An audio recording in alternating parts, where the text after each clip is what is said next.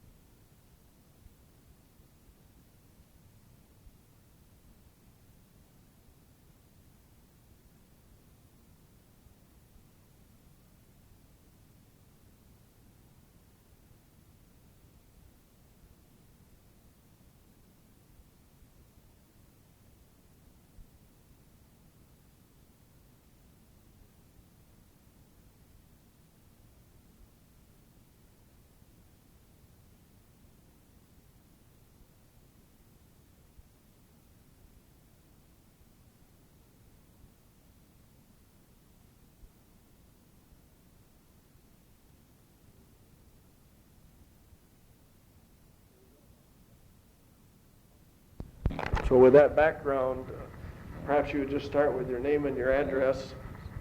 Thomas P. Hendy, 1833 Bradley, Lansing, Michigan. What's your zip over there? The zip Tom? code is 48910. Telephone number is 485-6812 and Okay. 4828401. All right. And then if you would just perhaps take us back to when you started. When was that and where you were? I started in 36. It was kind of funny. I'd been working for Matthew Derry, and I got through with the job on day before New Year's. And Dave Hostler and his wife come over for dinner. And he didn't want to know what I was going to do. So he called up Nelson. And Nelson put me to work as inspection. Who was Nelson? Huh? Who was Nelson? Nelson? Yeah. He was I don't know if he's a superintendent or general foreman. In the plant? In the plant. Which part of the plant, Tom? Assembly. Car assembly. Car assembly. Okay. And that was the start of Oldsmobile. What were you doing out there? What were your jobs? Checking, to check and see this was done and that was done. You were right on the line? On the line, yeah. Okay. How far was the car assembled when you saw it? Chassis assembly. Uh-huh. Did you inspect everything on the chassis or just certain things? Well, just what was assigned to check. Okay. In other words, they had where the brake lines were all hooked up and things like that. Uh-huh. We had a card to write them up on. Little check-off card? Yeah. Uh-huh. Do you remember what you made? Huh? Do you remember what you made for a salary? Yeah.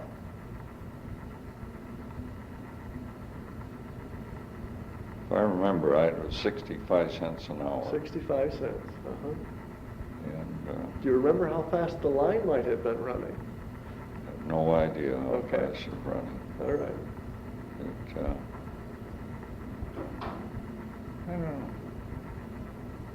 I don't know how many, but the wildest idea how many were running. Now, the Depression was still sort of there, or had it gone by then? The what? The Depression. Well, it was still around to a certain extent. Were you working full-time? I was working full-time. Uh-huh. And they didn't stop the line for anything. If you had to go to the John, why, you went to the John, somebody relieved you, and then you come back. Okay. Did you have breaks so you could go take a smoke if you wanted? Oh, no, there's no breaks. Uh-huh. Not that I remember. How did people, cafeteria for lunch? How did they eat lunch, or where did they eat lunch? In a brown bag. All right. I don't remember if it was a cafeteria or not. We used to go across to the restaurant in Division State quite often for lunch. Okay. And again, too, Did you move from any other place on the line, Tom, other than that first part of the frame assembly? well, I got transferred to wheel inspection. Oh, okay. And I shut down the line a couple of times because there wasn't enough paint on the wheels. Right. And I bet they appreciated that. they didn't like it a little bit. Yeah. But that's what the boss said, when they could see the primer through the color, throw them out. Uh-huh. So that's All what right. we did. Was that in the same area, Tom? Same sort of place? Floor down below. All right. What was the first place, was that on the main floor of the building or the first floor of the Yeah, building? you went up 3 or 4 steps to All right. get to it. And then Down the below. wheel business was down in the basement? Yeah, where they painted and sprayed the wheels. And they were all baked enamel then too. All right. Were they, no, they weren't wooden wheels then, were they? No. Those were metal wheels, huh? Yeah. Was the Fisher body plant there in that Yes, building? and the other end of it, Uh-huh. part of it. Did you ever get over into that part at all? Oh, not to work, no. Okay. Just go over there. Did they do the complete body assembly there, Tom? All of the sheet metal? Were they putting that all together in that?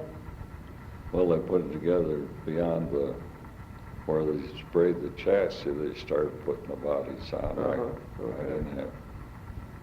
I never worked in the body assembly area, it's the inspection there. Okay. See, from there we went, well, we come to the end of the line and laid everybody off. Is that like each year they would do that? Is Yeah, that? when they changed the model year. All right. When would that be in the year? What time of the year would that be? In the winter? No, not really.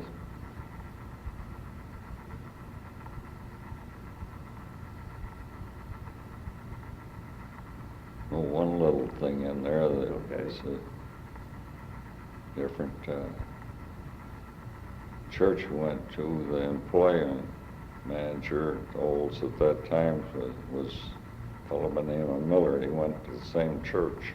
Oh, yeah. And I told him first Sunday after New Year's that I was going to go to work. He told me I wasn't because they weren't hiring anybody. And Nelson said I was going to work to go to work. So I went in, and Miller said I didn't have anything to do with it. The paperwork was all signed and everything. I had nothing to do with it. Oh, really? So you didn't have to go through the employment office? Oh. And I worked at, Ken Plaster was the chief inspector there then. All right. Or one of them. Any other individuals you can remember? Well, there's CIO Nelson, and what was the other one? The other one had initials too. There's 2 brothers that were foremen. But it used to be awful rugged there where they started the cars up. The smoke, you got awful sleepy. They didn't have any ventilation. No ventilation at all. Oh, yeah. So they would just start those and run them in the building. And I went to work. You, Trying to think. At the end of the run, that run, I went in to see if I had a chance to work during the changeover. Miller said, "You're lucky you even got in here, let alone changeover." And I said, "Well then, if that's the case, why I'll think I'll go out to Boulder Dam and go to work." And the guy by the name of Graham wanted me to go out there and build forms for him or be supervising the forms for the Boulder Dam. This is when they were installing the dam? Yeah. Uh-huh. And I was out there for a while. My mother wanted me to come back.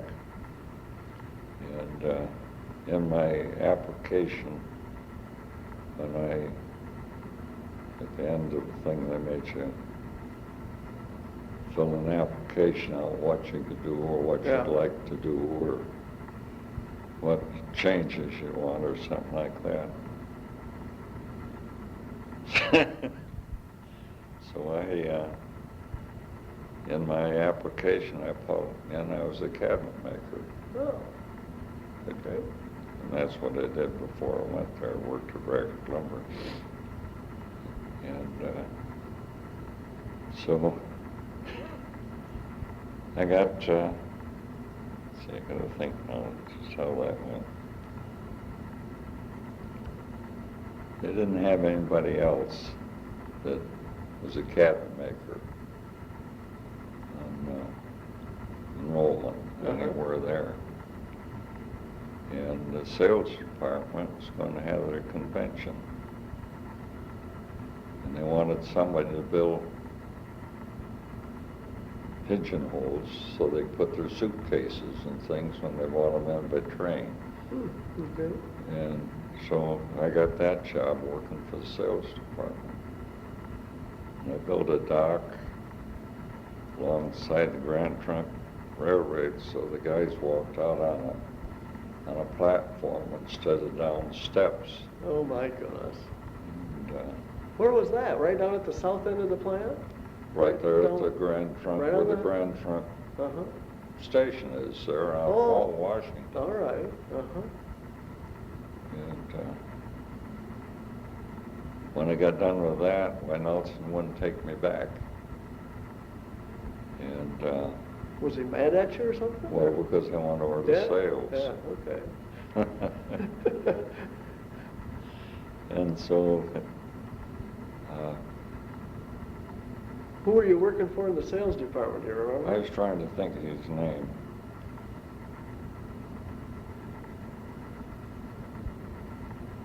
I'll think of it as it goes along. Okay. So I was hourly, Mm-hmm. and so I went in and told him that they wouldn't take me back. And so Ken Plaster was out in Kansas somewhere. He was a head guy. And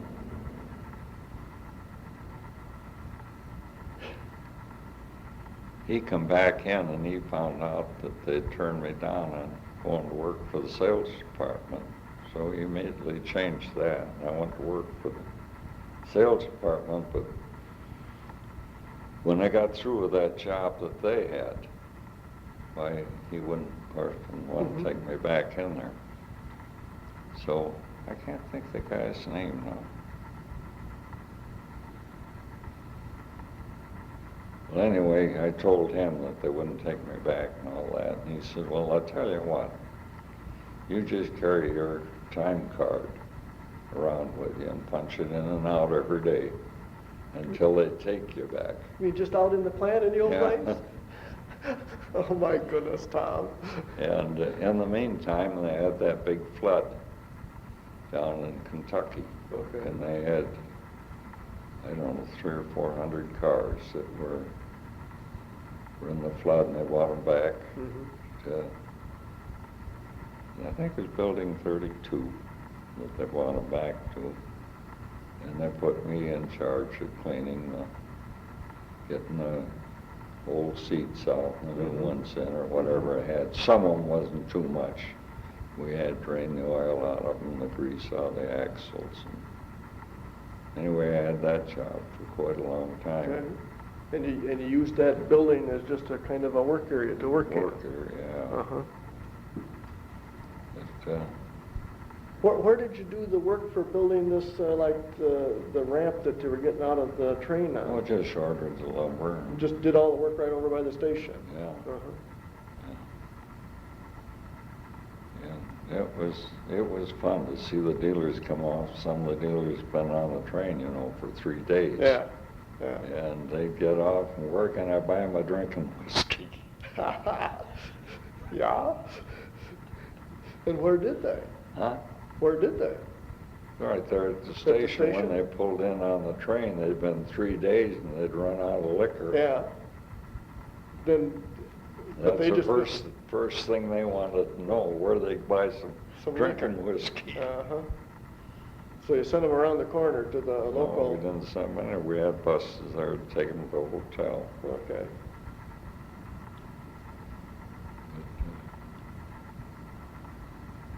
So how long did this business of going around the plant punching the card in a time clock? Not too long. I don't remember how long. But And- when CIO found out I was getting paid for doing nothing, Yeah. it was a different story, Okay. really. Well, what did you do to occupy your time? Nothing, just walk around, see everybody what they're doing, how they did it. So you walked just around in the plant? Yeah. Uh-huh. This is an education of how everything else went. So do you remember where we were making engines at that time? Yeah, that was way down. I remember where they made them. I remember where they put them in the frame, but Okay. I can't tell you where now. Yeah, all right. Okay, so you went out, and how long did the flood car business thing last? Pretty near to the new models. All right. So this would have been late 1930, but was that 37 when that Probably happened? 37. Or 36 maybe, somewhere in there. 36 in there. All right. I can't tell you exactly. How many people did it, you had a whole crew working for you out there then, cleaning I cars? think there's only 4 of us. Four people? together. And I think, if I remember right, that we were working for Maynard Murray. All right. He was in charge of that. And I think I was getting 75 cents an hour, and he tried to get me a raise, and they wouldn't give it to me. And Were all these cars on the railroad when they got flooded, or just stored? well, they stored right there where the flood. They weren't in the Okay, they weren't in railroad cars or road. something? No, nothing to do with the railroad. The pasture where they bought in all the cars. Did the Building 32 at the time that you were using it, what was that normally used for? The storage of new cars. It was? Yeah, All right. we used to have the second floor. Okay, They'd bring them off the chassis line, put them up there Mhm. for shipping. all right. Did they ship out of that building then? Is that where they loaded the railroad cars and those kinds of They things? took them down from there, Uh-huh, down there. That's where they stored them till they, okay, everything was by rail then, they weren't trucking them. okay. Then what happened after the flood car story? After the flood cars came on, it was announcement time for new cars. All right. And I done some work for the sales department on the 119th Field Artillery there for, they was going to show the new cars there Okay, this is in an armory. in the armory. That's in Detroit? No, Lansing. In Lansing, oh, right here in The town? field, the 119th. Okay. All right.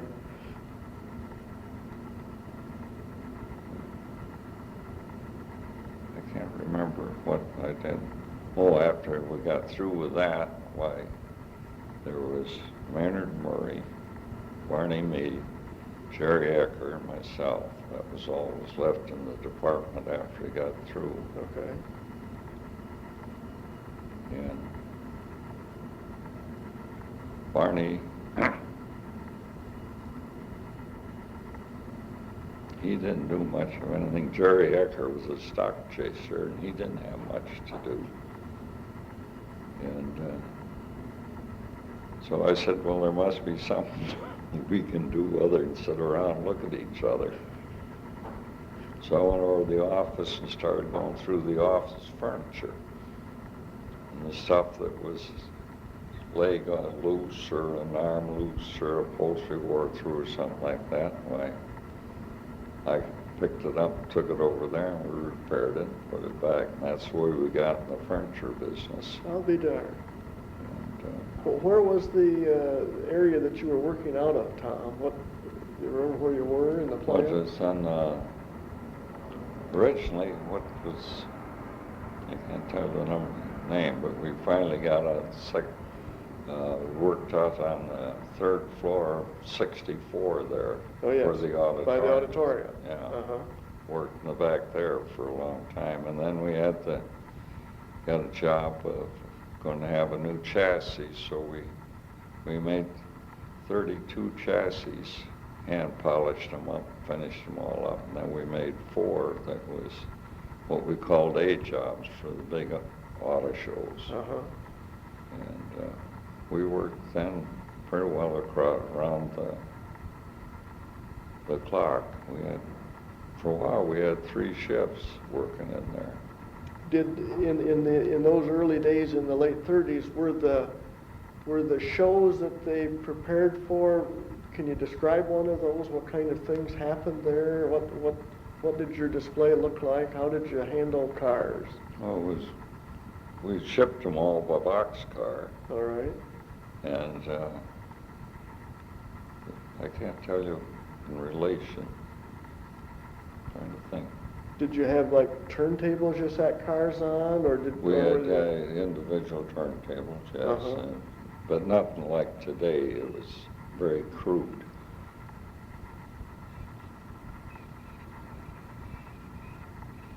And all of that was made at that time up in 64? You were up in that area at that time? We've done we refinished all the cars, made them look right. We had a pretty good crew up there then. Did you use the auditorium at all for things at that time? Well, we stored in the back part of them quite often and put cars in for guys to go in there and polish.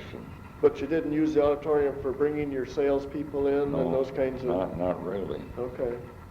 That wasn't even completed then. Oh, it was I not? don't believe so. Okay. And,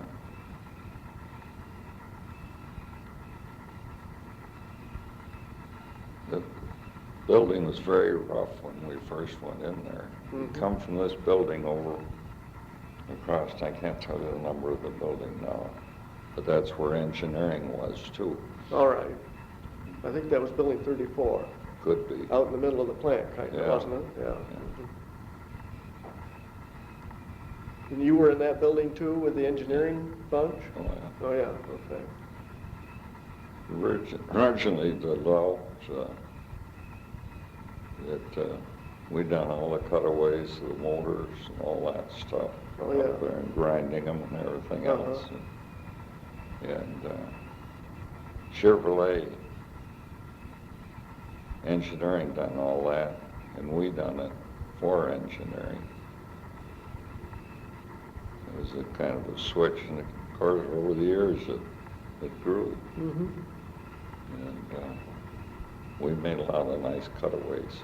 Did you guys actually have to go run the machinery to do the cutting yourself? Oh, sure. We Uh-huh. took them right from the rough. Uh-huh. And engineering used to get mad at us because sales would want a chassis or want something, or a new engine or something. Well, engineering wanted it too for testing. Oh, yeah. But sales department always went out. They got what they wanted, and that used to make engineering mad because they'd order them and then we'd steal them.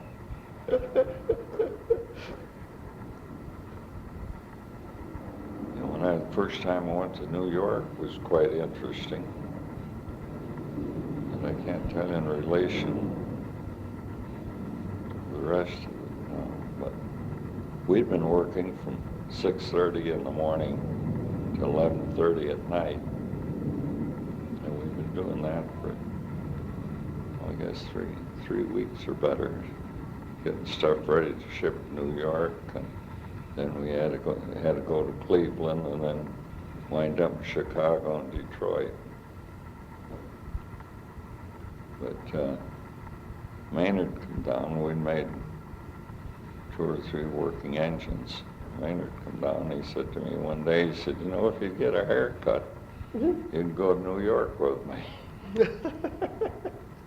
And I said, "They don't have any barber shops open when I'm through."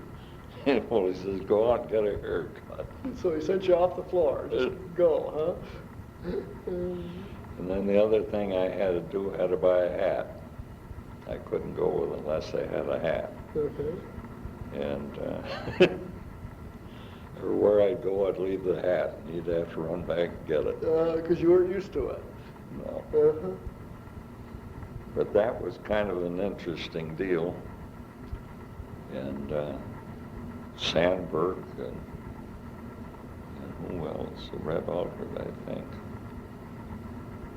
Red Alford, did you say? Alford. Aldward? Uh-huh. Yeah. Okay. Can't remember who else was down there. And he held a meeting the first day we were in New York and gave everybody assignment what to do.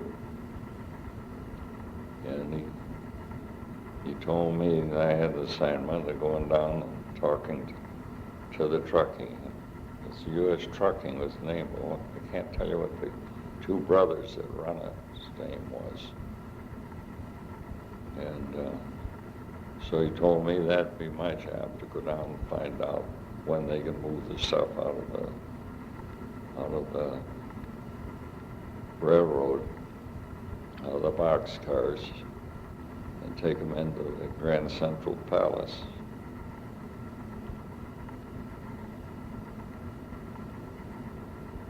I can't remember his name. They're both sea captains, really. What I mean is they had the trucking business and handling all the newspapers for the rolls of paper for the different newspapers. And their trucks were all humpbacked like that, so that's what we had to carry our stuff back into Grand Central. And I went in, and Doc Shaw, I think, was the leader then, or the head of sales as far as. Anyway, he said, "I'll tell you how to handle that guy. It'd be very easy to get along with." He said, "You take a carton of cigarettes down there with you and a bottle of whiskey, and go in there," and told me where I'd find him. I went down there, and he had a clothes closet in there, and he had his gal set out in the hall back of the desk, and I told him what I wanted. And I said, "I got a carton of cigarettes and a bottle of liquor." And he hollered out from in there, he says, "Give the girl cigarettes, I'll take the liquor." So I told him, give him the boxcar numbers and how many cars and what we had in it and everything. And he said, "Okay," and he got on the phone and had one of these trucks with a humpback come down and get us. And we got on there, and he told the driver how to go, and went over all the railroad tracks, going down, bump, bump, bump, bump. And the truck guy doing work for him, he said, "We never went this way before." Well, he said, "I got my reasons." We got in there, and here was a line of boxcars loaded with chicken. And we were right alongside with our cars on the other side. And the damn shooting started. Shooting? Yeah. Gun shooting? Yeah. Huh? And I said to him, I said, "Are we safe here?" He says, "Don't think anything about it. It goes on all the time. There's a strike on who brings chickens into New York and who don't. And they're fighting each other. They won't bother you." we got in there and got the cars and exhibits in there. That's why he took you around the back way, so you were out of that mess. Yeah. Uh-huh. And that was my first experience with New York and auto shows. Would that have been before the war, Tom? That was before the war. Before the war. Did you stay around after the show got started? Yeah, we maintained it. Kept it running? Yeah, Uh-huh. kept it running, and they going, hey, why we there to take care of it. What, can you describe an exhibit? I'd like to understand what those looked like back in those days. Well, just an engine, really, on a stand Okay. with the decorations. Those were sectioned again? You had cut them away so you could look inside, or? We hadn't got into much of that. All right. Then. That come later on. Would this have been all polished up? Oh yeah, clean. The A-frames were real good. Uh-huh. Real cleaned up, just as good as the outside of the car. Yeah. The engine didn't run. You weren't running the engine or anything. They made, I think it was 29 chassis, went out to every zone in one chassis. And as I said, the 4A frame, or the 4A jobs, we called them, went to New York.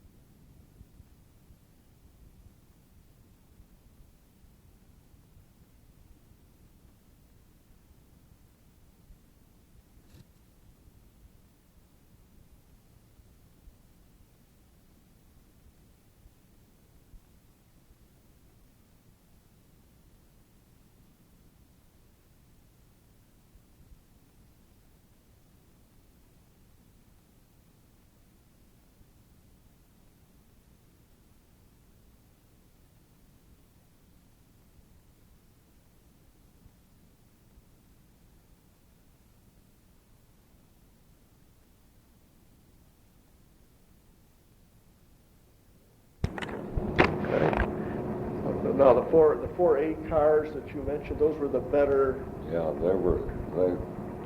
they were all welded together. And you couldn't see any rivets in them or anything else. Yeah, okay. A lot of grinding. Uh-huh. And did they have cars on display too, Tom? Yeah, sure, the new models. They have the new car there too. New models. Uh-huh. That used to be a fight to get the parts for them. We used to steal them from engineering.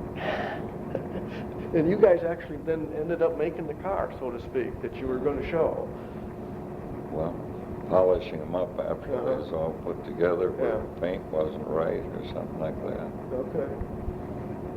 How many cars would you like at that first New York show you went to? How many cars would you have had there? I couldn't tell you, because the cars we had in the Grand Central Palace, and then we had cars in the Waldorf Astoria, which was GM's. Okay. And so the display was actually in several buildings throughout the city. yeah. Oh, okay. And Maynard Murray was trying to get our stuff up. I can't tell you the guy's name. See, who was Maynard Murray again? He was my boss, and I don't know who he really answered to. Okay.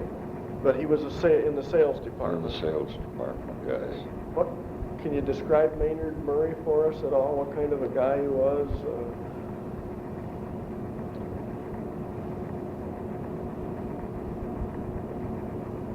I don't know, so you get along very easy to get along with. A lot easier than Meade was, because Meade wasn't there half the time. Okay. And, who was Meade? Barney Meade was a foreman out working under Maynard Murray, and I worked for Barney Meade. Okay, so Meade was your boss, so to speak. Yeah. And he was a hard person to work with? Well, not so much there. You didn't know what was going on, 'cause you never knew where he was or when he'd be around.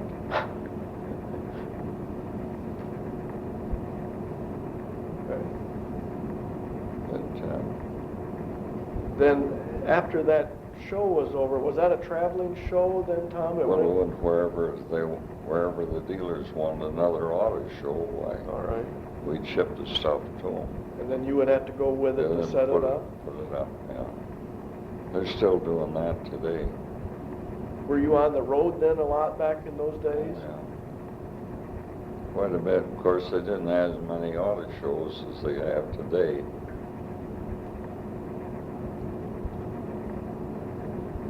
But we had,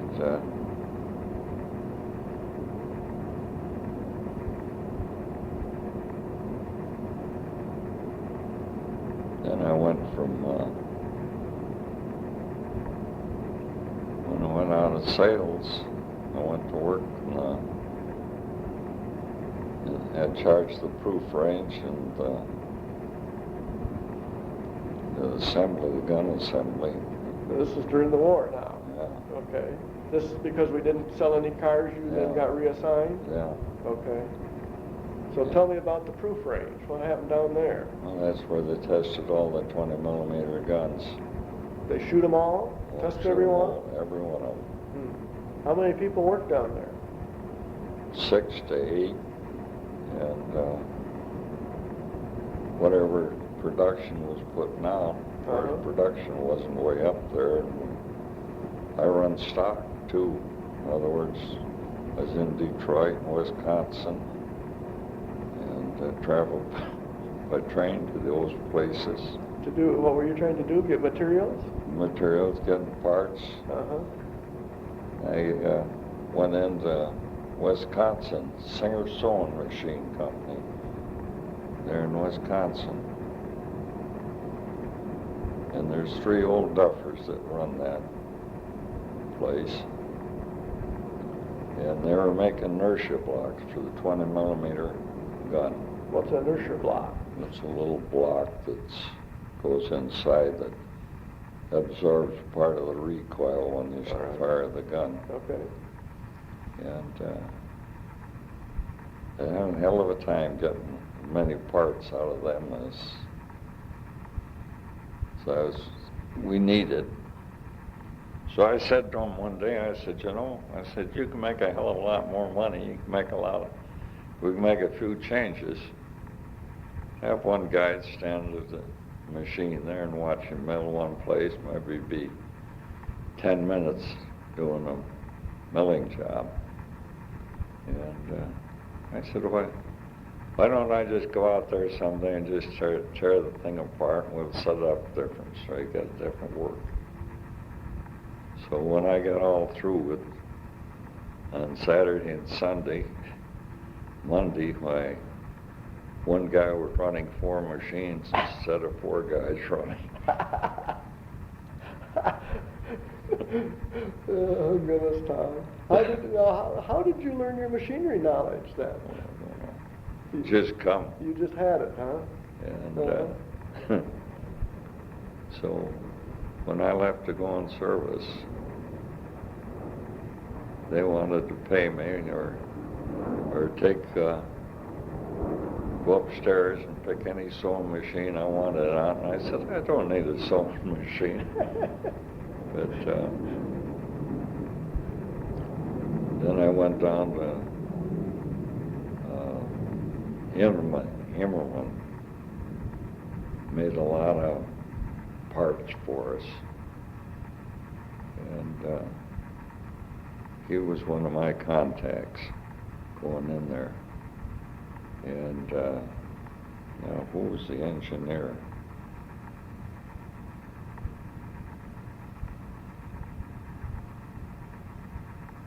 He's a graduate from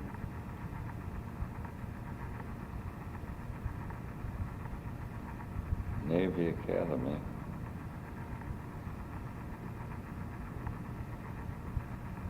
I might think of it. Good. It's all right. He was an Oldsmobile person, Tom? Yeah, he was inspector for engineering, Uh-huh. going in and see how they done it, and Yeah. checking up for government, whether they were charging the government too much money or. Mhm. And he had quite a job, but he couldn't get in, go through Immerman's plant. So Immerman says, I'm making the parts for you, and if they're right, they're right. If they're wrong, we'll correct them. And Skidmore, Ralph Skidmore. And Skidmore went down there time and time again to check what he wanted to check, the jigs and things that they charged for making the parts for him. He went in there, and I used to go in the back door and go anywhere I wanted to in the place. Kind of sneak in. Yeah, and if I went into the place, the girl would buzz him, tell him I was in, and he'd get out of his office and go in another office, and I'd meet him in the other office. And he was quite a character. And they were supplying us with gun components again. Manufacturing gun parts. What, were you just on the 20 millimeter, Tom? No, I had the Parker Lube and 37 millimeter gun. Were the 20s and 37s made in the same place? Practically, yeah. And do you remember kind of where that was in the plant? Well, proof range was when you go in back of the administration building. Yeah, out there in the yard. Yeah, in the yard there. It's down all underground. Yeah. And, Was the gun making then just across that road there? across the road and down below. All right. And, Was all on the first floor of the building? yeah. Okay. Well, I think, if I remember right, 37 millimeters on the second floor. Okay. I know it was. So They changed that all the way around one day, too. All right. That must have been building 38 then, or 36. Yeah, I wanted some machinery moved because we'd do something over here, Yeah. and we'd have to get way over here Oh, yeah. to do it instead of getting in line. So I called up one of them changing it and said, we'll come down and make a drawing and see what it's all about. Vern Yellick was my foreman then. Oh, yeah. And I went down and told Vern Yellick, said, they'll come around someday, they said, and change that. And he said, well, so what? And here's a whole crew of guys waiting for somebody to come and move something else. And I asked them what they were doing. And they said nothing, we were waiting there till we get orders where to go. And I said, well, I'll give you some orders. And I had to move this equipment. Flint. You got your rearrangement. About must have been a week or 2 weeks when layout come up, make a layout, find out I want it. And I said, don't worry about it, it's all taken care of. And they couldn't believe that I moved on. Vern Yellick says, well, we'll see if we can get away with it or not.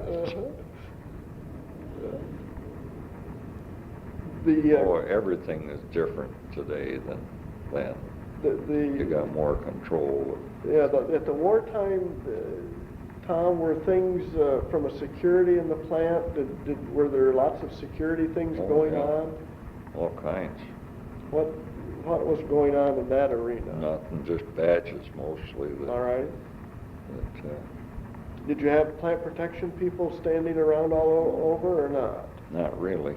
Okay. Not to my knowledge, anyway. The only thing that was the proof range that was funny was that we had a government inspector that inspected all the guns and made sure we shot them all and that they were shooting the right number of rounds per minute. And he was an Englishman. And He had a girlfriend down there across the fence on the other side, somewhere down there. About halfway through the shift, he turned up missing. So nobody stamped the guns or anything else, and he was gone. Nobody knew where he was, though. No. What did you shoot against in the proof range? What were you shooting? That big barrels filled with gravel. Oh. And they shot into them. And actually, one time, the guys figured it was foolish changing the barrels. They had a crane and pick them up, put a new one in, and fill the old one up. And they'd shot right through the back end of it. Oh, yeah. And they were pretty close to building 60 underground with the shells, and they woke up the fact that nobody was changing the barrels. How many rounds did you have to shoot through a gun to get it tested out? Well, normally it's 20. Okay. And would you shoot more than one gun at a time down there? Would all 6 of those be going? I think there was 6 or 8 stalls that we shot all the time. And they could be running, you could have 6 guns firing all at once. Must have been awful loud down there. Not the way the walls were insulated. It wasn't too bad. Wasn't it? People, they used to bring people down to show them where they tested the guns, and those guns would go off, and they went upstairs to sail.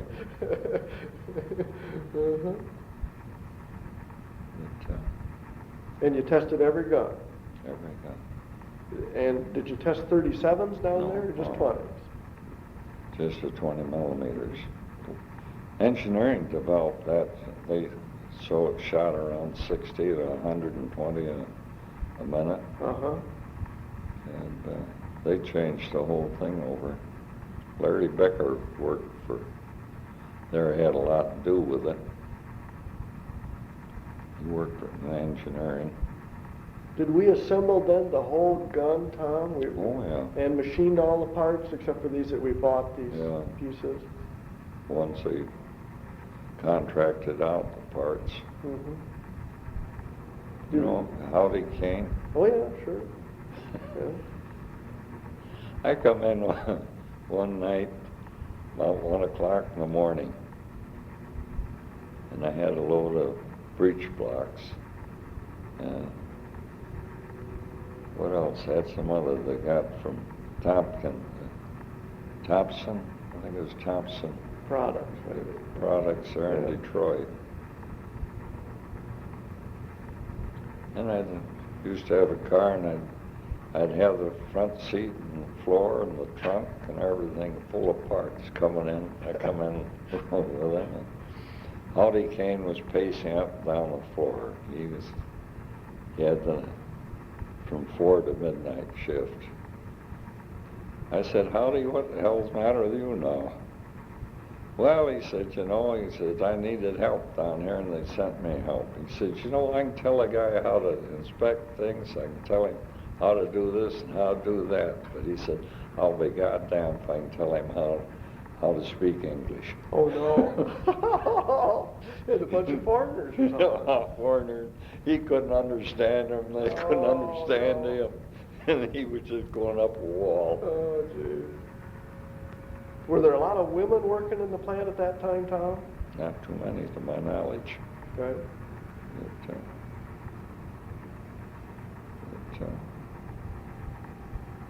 Now, you spent then, you had did the operations actually work for you in that early time, so that the operators and those kinds of people were working for you? Well, I said it.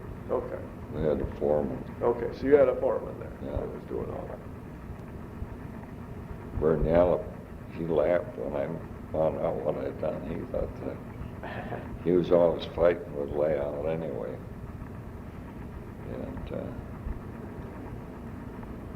we used to have a fight. I'd count how many. See, we had the inspection up there on the 37 millimeter. And inspection of the parts, and then the government inspected them. And what the government inspected and approved was governed the number 1 gun suite. we could assemble. Well, Vern's Yallop's count was always different than mine. In other words, when he put his report into Dykster, why, his was different than mine. And Dykster would never take his report. When Dykster come to work, he come up here to the second floor of 37 to find out how many guns we done, what the holdup was, and all this and that. And he always used your number. Then when Dykster got Vern's report, there wasn't anywhere near alike. And then I had two secretaries up there. Vern would come up 2 steps at a time. As soon as Dykster bawled him out because his report wasn't right, he'd come up 2 steps at a time. The girls would grab their pocketbook and take off. Uh-oh. He'd call me everything he could think of, up and down. And I said, well, have a look at ours. There's the government, the report, there's my report and everything. And he'd just blow his sack every morning, same thing. And I'd say, Vern, when Dykster comes up in the morning, I'll tell him to see Mr. Yellow. He'd give him that. He said, you do there and I'll cut your throat.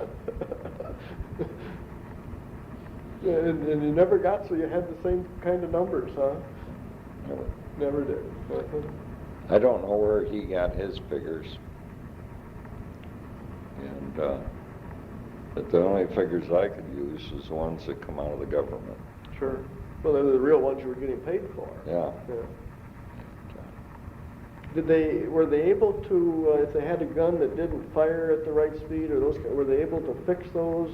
We didn't. We put it back for repair or Did you? whatever. We didn't have anything to do with that part of it. All right. Get involved with any other kind of war production, Tom, during that time? Mm-mm. Okay. No, that's all I had. And I don't know yet how I got on in the job anyway.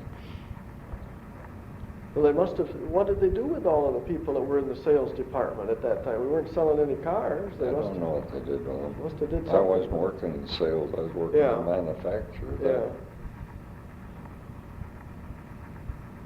When I come back from service, I went into, who was in charge of sales then? Ralston. Ralston? Ralston was there, but... Rocket Jones? Not yet, no. Oh, no. Not yet. Ralston wasn't there yet either.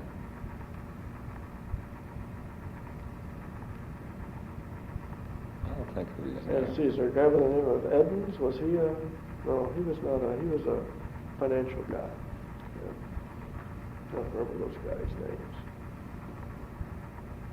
Did you see, did you get to talk with Dykstra much? Oh, yeah, sure. When Dykstra went to Ford, he tried awful hard to get me to go to Ford, too. Oh, did he? Oh, yeah. What can you tell us about him? Because we don't know much about him either. What kind of a person was he? Well, I can't really tell you. The only contact I really had was on my reports with him. But he'd come up and check what I was doing, what I had, and he wanted me to. And when I come back from service, he made sure that I got an automobile when I needed one. Okay.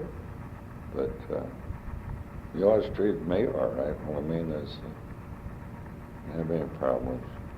Was Mr. Skinner there at that time? Oh, Would you see him out in the plant at all? oh, hell yeah. He used to take Sunday morning, come up in my office Oh, and really? sit there and see what we're doing, the exhibit ends and things. Uh-huh.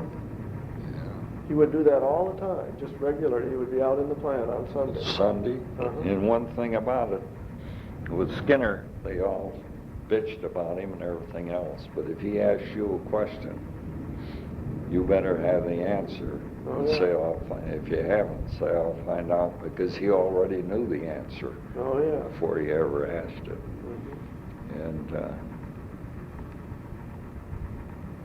he treated me fine. scared the devil out of me once. We were rehearsing a show on the road with him. I was getting ready for the announcement show, and I was right in the middle of it, and he called up and wanted to see me. His girl did, Irma. And I said, I can't come right now. I said, we're right in the middle of that. So she told him, and he said, well, tell him to come at his ease. When he's free, why, tell him to come. So, of course, we worked till 10, 11 o'clock at night. And next morning, I called her up and said that any time this morning I haven't got anything going on can bother her. And he was having a staff meeting. And she said, you got staff meeting? I said, I'll be around. There's no rehearsal today that I know of right now. So she told him, and he said, tell him to come on over. He dismissed his staff until he got through talking to me. Really? Yeah. And he gave me an envelope. I'll never forget that. And I thanked him for it. And he said, sit down and open the thing. And it's the first bonus I ever got, and the first hourly bonus that ever was. Is that right? Isn't that interesting? And how had they figured that out, or how did they do that? I don't know anything about it. It just happened, huh? It just happened. Isn't that But interesting? he told me, I don't know how many times, that engineering, I stole the air conditioning equipment out of the New York Motorama. 39 or whatever it Yeah. was, Motorama, yeah. I got that. I told Hopkins, and I said, what you going to do with the air conditioning? And, he said, we'll probably let the Jews bid on it. Mm. And I said, well, what's the chances of getting it? He said, if you want it, it's yours. And he didn't even ask me what I wanted to do with it. So then I got one of the truckers to take the whole thing, brought it back in, put it in for the auditorium. Oh, yeah, yeah. And in engineering, had it switched over so they put it down in the rafting room. And Skinner, whole meeting there, we turned the air conditioner the night before. Switch it over. So the whole thing would be cooled down. Well,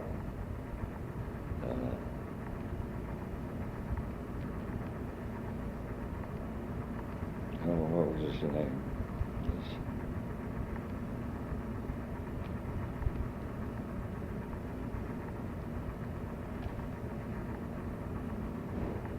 I don't know.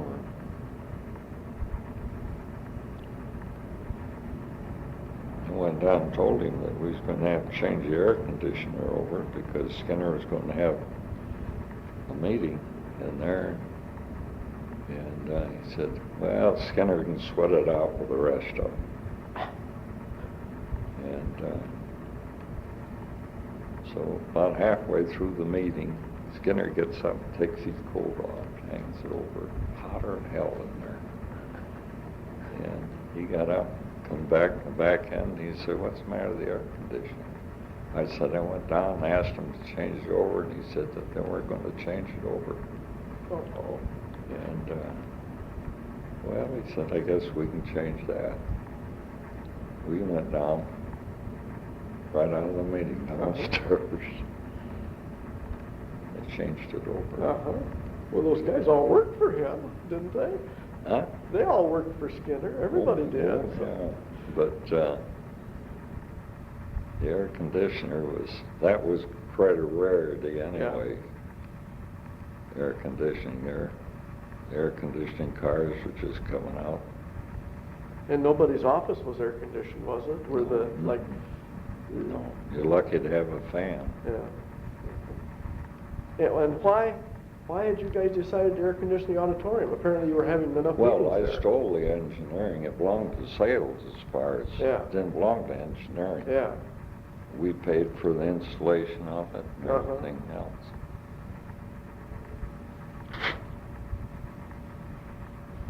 But the engineering had it all the time, that we didn't have anything going on Yeah. in the auditorium. Yeah. But if they had business meetings, in which they had a lot of them. Did they? Now, you wouldn't believe it, but one year we served 39,000 meals in that auditorium. No kidding. Those would have been just mostly sales kinds of things, or? Sales, and then they had a women's club they let out, you know. Oh, yes. Whoever wanted. Uh-huh. And if they served, someone might have been a sandwich or just a roll and coffee. Sure. There's a hell of a lot went on in that auditorium for years. Did you use both sides of it, Tom? Oh, yeah, all the time. You did, uh-huh. Yeah, and the girls used to have their dance up there, you know. We'd have a big-time band up there, and they'd dance Around all the the way stage. to the whole thing, Uh-huh. and put the orchestra on a turntable. When did all of it, was that going on when you first came into that area? Oh, Or no, that that was, was later on, you know, okay. after That the was- back. That would have been after the war? Yeah, Okay. yeah. Did were we having like Christmas parties and Oh, yeah. those kinds of things in those days? Yeah, oh, yeah. They had a, Skinner, I think, had a meeting every month with all these salary personnel Oh, up yeah. there, and they give them dinner. And engineering thought it was a waste of time, so they wouldn't go. And when he found out that they were going, he put a bulletin out that they weren't exempt. And they went, didn't they? They went. Yeah. Uh-huh. Well, I thought the engineering bunch must have been an obstinate bunch. Well, they still are. What I mean is It's interesting. that we used to have lots of ups and downs with them. But I could get anything I wanted to out of engineering. Did you have to do it under the table, or you could just? Just go down and see. Got acquainted with Wolfram. Oh, yeah. Okay. Okay. When he was, I used to go down to see him, and if he's holding to eat and anything, he'd stop the meeting, tell me to come in, find out what I wanted. He was very good to get along with, as far as I was concerned. Uh-huh. A lot of people didn't like him and all that. But Now later on, he of course became our general manager, and Yeah. you must have had a lot of dealings with him then, didn't well, you? everywhere he went, I went. Yeah. What? I went before he did. Ermit called me up and said he just going to speak here, he's going to go here, he's going to go there. And he said, here's the dates, so if you're in that neighborhood, you can see what it's all about. And I'd go down there and find out what the room was like. And he wouldn't have a meeting in a room that was full of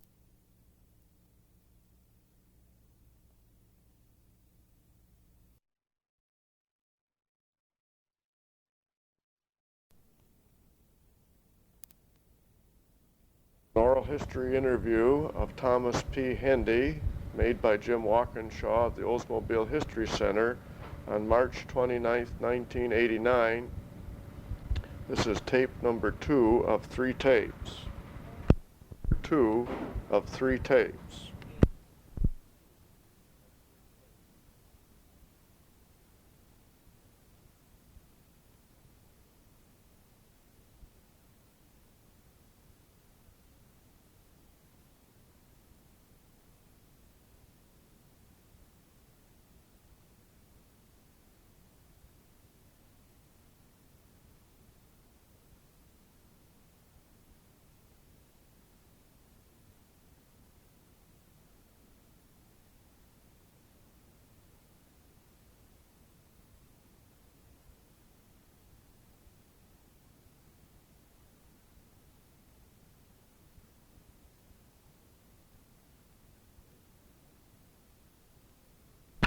Okay, back on. What about mirrors with Mr. Wolfram? get hung over the mirrors. What about, He didn't want somebody there looking in the mirror while he was talking, fixing their tire or combing their hair or something like that. okay. And a lot of the time I had to carry their own PA equipment. I used to take seats and things out of the GM plane to carry our sound equipment for him. And GM guys didn't have much use for me. Pilots, they said, every time we see you coming, we wonder what you're going to take out of the plane. So you got to do a lot of then flying stuff around the countryside. Oh yeah, I did 140,000 miles a year. Wow. Did you have any what I would call interesting experiences in all of that chasing around that you can recall? Landed in the cornfield with Gracie Allen and what was the other guy? There in the cornfield, we lost a wire line in a plane, landed in the cornfield once. That's with a regular plane or a GM plane? Well, a regular plane. Uh-huh. Wouldn't do that now, would they?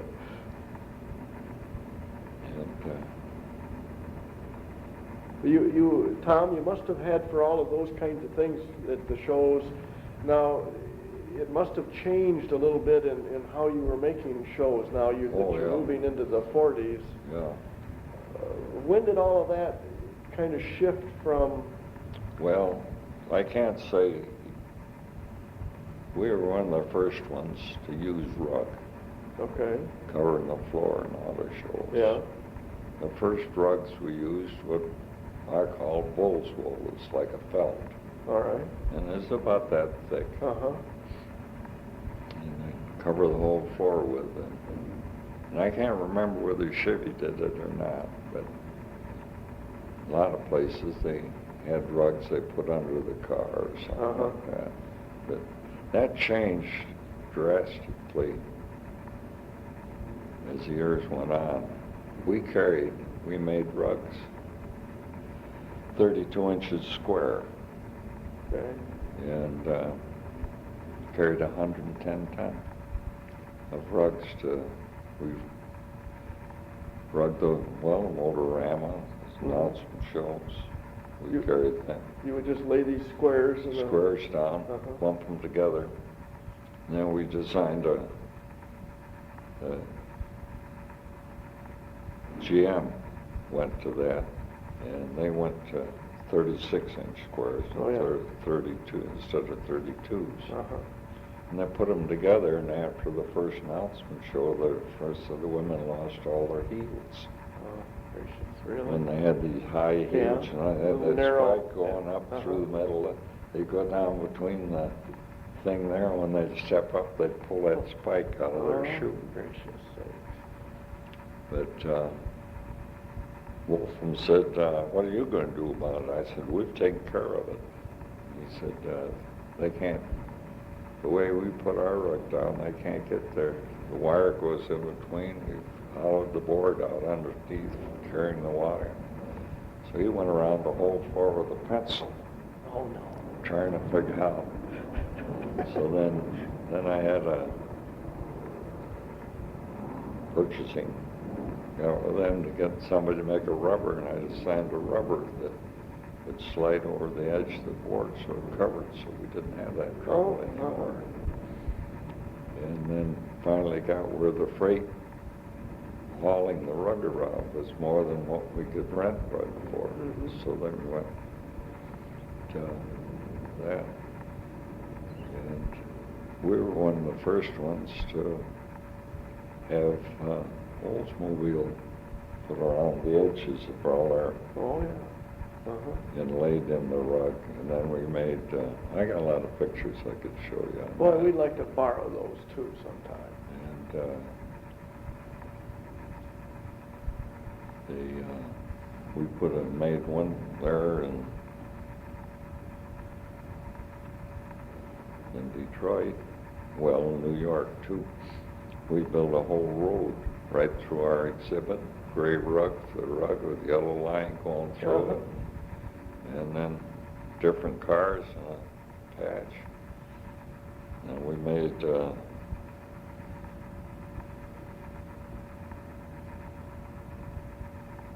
pie shape with all the different trims that sit on the turntable. The cars sit in the middle of it with all the different trims. Who dreamed up all of the displays, Tom? Was that you fellas, or? 90% of it was. But a lot of the special stuff for the Motorama was done by Styling. Oh, yeah. But we done a lot of it ourselves. When did the Broadway show business start to happen? That's Wolfram. That was Wolfram. Yeah, that was him. Metzel was going to have it too, but I don't know what happened there. But Mr. Skinner didn't have those kinds of Oh things. no, he didn't have that. See, he when he was in power, they weren't in peak like they are today in sales. So, I mean, they've sold 1 million cars. Where when he was there, I think probably the highest ones would be 100,000 with him. Yeah. But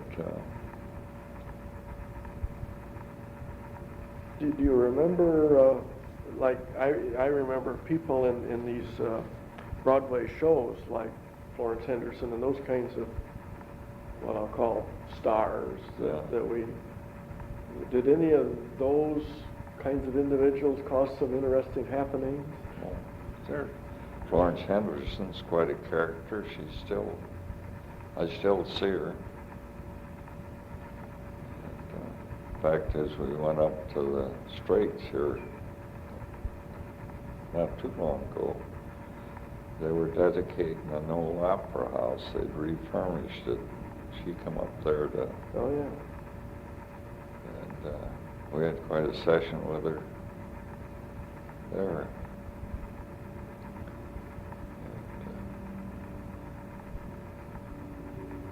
See Max Hodge quite a bit, talked to him. He's one who used to originally started writing the shows for Oldsmobile. Was he an Oldsmobile person, or was it from the... No, he wrote all the script for the Navy during the war. Oh, yeah, okay. All their advertising and their script and everything, and then he's quite a sharp character to start with.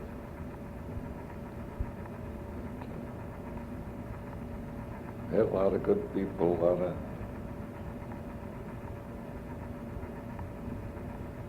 a lot of stars that made their way. Some of the stage hands that we hired now is in Vegas. Jim Brennan, they hired him every time we had a show for our stage carpenter. And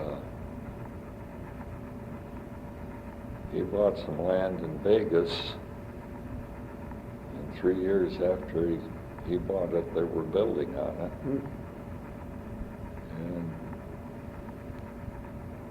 he got a business now. He's got Vegas. He's got I think it's 5 big trucks. It's more than that.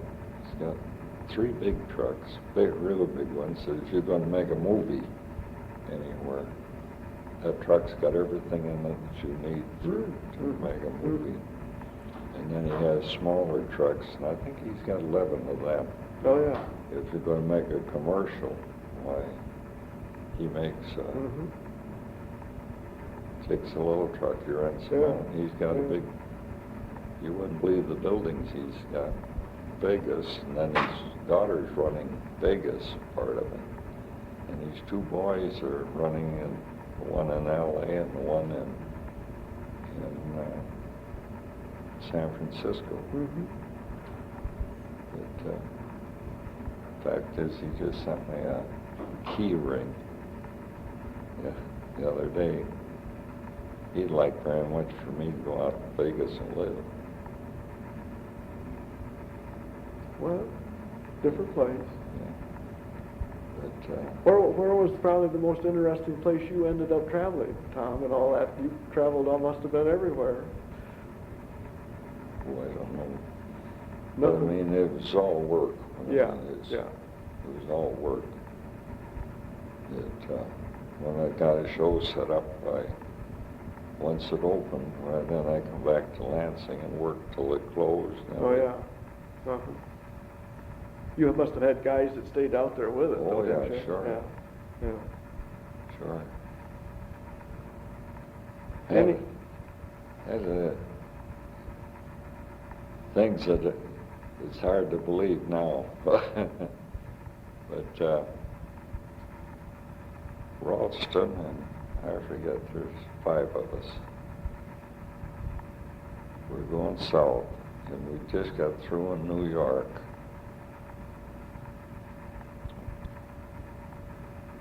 No, in Philadelphia.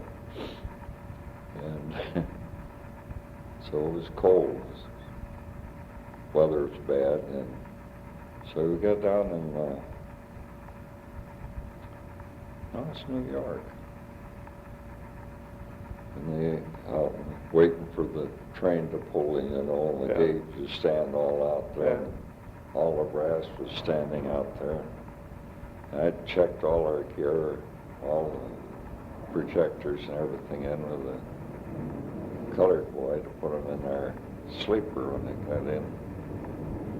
And Ralston was steaming, standing out in that lobby of the railroad. And see, when I went in service, I was in Lido Beach, Long Island. All right. And every other weekend, I had Friday night through till Monday morning off. So I went to New York. Every weekend I had off. And then they had places there you could go if you got there in time, if they had tickets to all these different shows. And I had one old gal there that always saved me a ticket to some show or something like that, so nice. I could go to the show. Uh-huh. So I learned the subways in New York City like the back of my hand. I knew my way around. So I said to Ralston, I said, I can put you in your car if you really want to get in before the train comes into the station. And he looked at me and he said, you must be kidding. I said, no, I think I can do it. I don't think there's any problem there. He said, and our ticket's got the car number and everything on it, hasn't it? And he said, oh, yeah. Well, I said, if you want to follow me, I'll put you in the cars. And he looked at me for a few minutes. He said, I don't see any reason why I should doubt you. Let's go. So the 5 of us, they took them out through the back end of the station, down the stairs back there. Got back on the right loading dock down there, found the baggage. They're the sleepers that we were going to be. Opened the door and put them in it.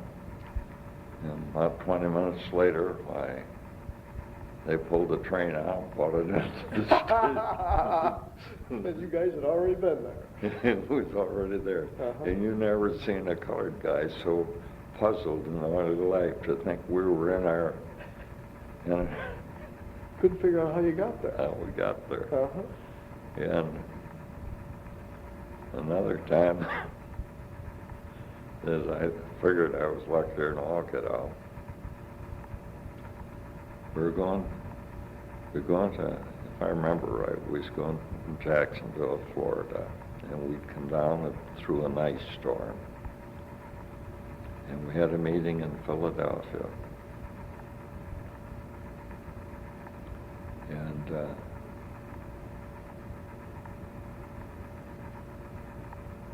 the meeting, we got down to the railroad station, and I gave the colored guy the things there and told him where we were going. He said to me, he says, you can't be going, your tickets are going the way you come from. So the traffic department. Oh, no. made the tickets going Backwards. backwards instead of forward. And I said, what do we do now? Of course, the Amtrak, there's no way in God's green world you can get tickets there. So I said, well, I tell you what, you put the luggage right here, all our luggage right here, and I paid him off. So I told the guys, I said, now I don't know if this will work or not, but it's worth a try. So I said, now when the train pulls in, our luggage is where our car, where our sleepers are. Now, don't get on the train. Stand out there till the train, the guy hollers all aboard, and grab something there and put it on the car and get on the train. It's moving by that time. And I said, go right down to the diner and get there in the diner, get settled all there. So the guy came down, and all our stuff was piled up in the train at the time. They got back to us, so we was well on the way. And you never seen a conductor trying to figure out how the hell we got on the train. And we got on the train and got down to the other place there, but he took the tickets and he said that there's no other way you could do it. But there was no place to sit down. Yeah, you had to stay in the... There was 5 of us there, then when the diner filled up, we had to get the hell out of the diner. And then we'd go in and find somebody that was in the diner and sit in their chair till they got back. Isn't that something? Yeah. Oh, you read a lot of stories about a lot of things. Oh, yeah. How about Ralston? Tell us about him a little bit, because we don't know much about him either. Well, I think he's one of the honest guys that his personal appearance says he's honest as the day is long. And I don't think there was much gimmicks going on with him at all that I ever got with him. And I've done a lot of work for him. I've done a lot of work for Wolf. I mean, quite a bit of work for Metzel. Did Rocket Jones you must have been there when he was there? Oh, yeah, sure. How was he in comparison to like Ralston? What was the difference? Well, the difference is day and night. Oh, really? Yeah. Ralston used to like to play cards on the train with the guys there, and he said, oh, I'll just leave them win, because that makes them feel big that they beat the boss. And I always carried candy bars, and he'd always come down and say, what kind of candy bars you got? Lots of times, no, we wouldn't get a chance to eat. Oh, yeah. But Dave was quite a guy. And then how about Jones? Tell me about Jones. Who? G. Rocket Jones. Difference day and night, but what does that make him like? Well, he's done a lot of shouting and yelling, and he knew what the score was. What I mean is that he worked good. He worked hard. But he loved the races. So did Carlson. Horse races? Oh, yeah. The fact is, he owned I understood him right. He owned half a racetrack there. And Ralston, of course, owned a big farm there by Williamston somewhere. I never was on it. Oh, yeah. He had thoroughbreds. Oh, yes. Wolfen bought a big ranch, out north. And I was measuring up a building in Washington for a show we was coming on, make sure that we could get to do what we wanted to do there. And he was to an auction sale there. Wolfram was? Yeah. Oh. And he bought a big bull. Oh? I forget what he paid for it, but he was dumbfounded when he seen me there. I didn't expect He to find says- anybody. He said, "What the hell are you doing here?" And I said, "Well, you know, we're coming in here. Gonna bring a show in here next month. And I just want to find out we got everything we need for the show." Well, he said, "I'm not criticizing you. I was just curious." Uh-huh. Was Wolfram, how would you describe him? Well, today he might know you, tomorrow he won't. Oh, really? On purpose? Well, it was on purpose, or whether he's concentrating on something, and Oh, yeah. it's, I got along with him all right. Was he a demanding sort of individual? Very or- much so. He didn't think anything. Called me up Sunday after church. He said, "You back from church yet? Let's go and rehearse." Oh, really? And I've even rehearsed on Christmas Day with him and New Year's Day. So he spent a lot of time practicing his You speaking. got to give him credit. He's, for a guy that didn't have a college education or anything else, I think 90% of the guys made a mistake with Wolfram was they didn't give him credit.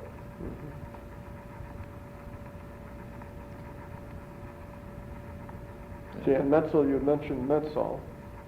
You dealt with him. Yeah. What kind of a person was Oh, Mr. he's the Metzel? one loner. A loner, right? He's All right. a little man. Had a meeting after, have a dinner. He speak or at the dinner or anything. After it's over, nobody asked him where he wanted to go. He knew where he was going. Oh, yeah. He didn't bother. Well, there's a nightclub over here, there's a nightclub there, this is on, or so-and-so's at this one. Yeah. And which one you like to go in? I'll take care of me. So he would go his way and everybody else would go a different way. Yeah. Oh, yeah. That's the way I seen it. Uh-huh. But I've done a lot of work with Metzel. And Was he a hard individual to work for, or different than Wolfram? How? well, he's different than Wolfram. When he was chief engineer, he was trying to sell a green paint. New York couldn't sell a green car for love or money. And he had a green, that new green come out. And we had painted for, like, going to have 9. Going to have your 90 show Yeah. by, we'd paint the cars, the colors that there were for that show. Sure, yeah. But it would be old cars. Yeah. Be 89 cars. And bring out the auditorium, put them all on under lights, just like a regular show, so they can see what they look like, and lights. And they did look them all over in this green car. Wolfram, Metzel had us put twice as much light on it. And Wolfram looked at it. He turned around to me and says, "I don't want to see that car, that color on this floor again." And yes, sir. So 2 months, we had all the new colors again, or changes they made. This green car come up. Oh, no. And I said to Metzel, I said, "You heard Mr. Wolfram say he didn't want that car on the floor again." He said, "Yes, but I do." Oh. I said, "Okay." So we lit it up like it was. Opened the double doors in the auditorium, and he stepped in, seen the green car, and he let one hoop out for me. didn't I tell you I didn't want that car in there again? I said, yes, sir. We'll get it out. It's okay. And Jim Metzel and all the engineers, there wasn't a one of them said to Wolfram. We insisted that, that the Wolfram was no fool. He knew damn well that I wouldn't have put it in there on my face. But you took the brunt of it. Oh, yeah. Yeah. Yeah. He told me right at the time, he told me the second time the green car was in there, he said, what have I got to do? Can you to make you know I'm boss?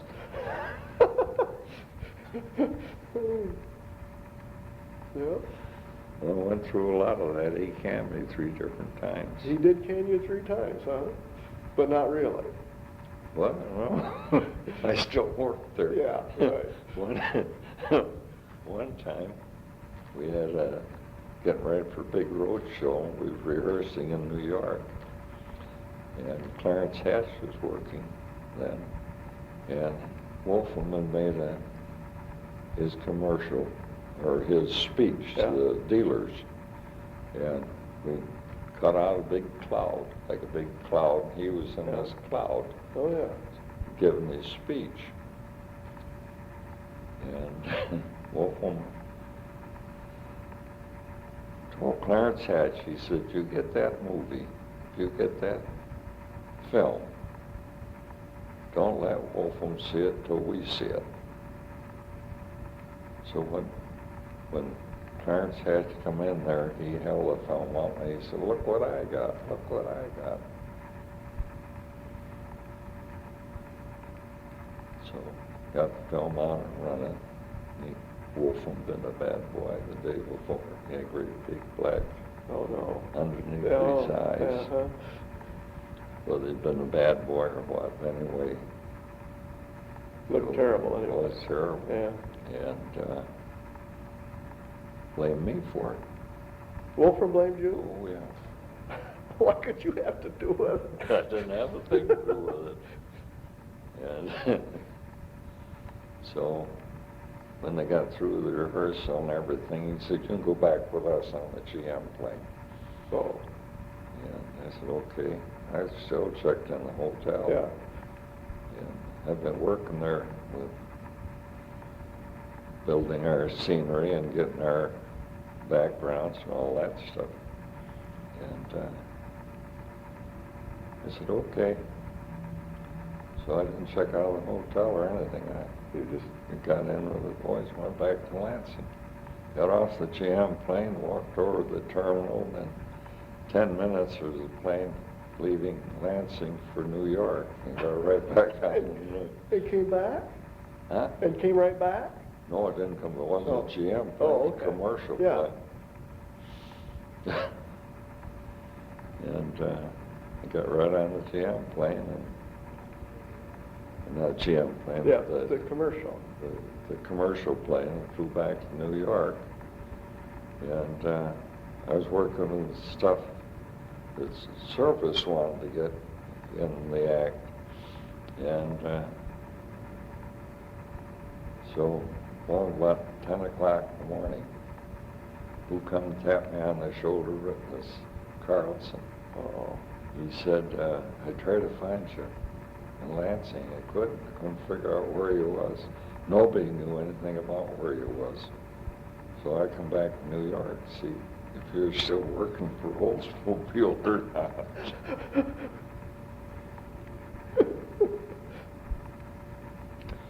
Isn't that something? So that was number 2, huh? The second time. I don't remember what the third one was now.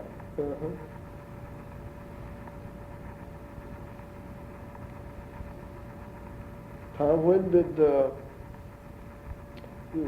somebody told me about a Florence Henderson show where I think it must have been Air Ride or something during that 57 or 8 time frame where she flew out over the audience or something. Oh, yeah. You remember that thing? Oh, hell yes, I built it. Well, that's what I was wondering, if you guys made that thing. We made it, yeah. What was that?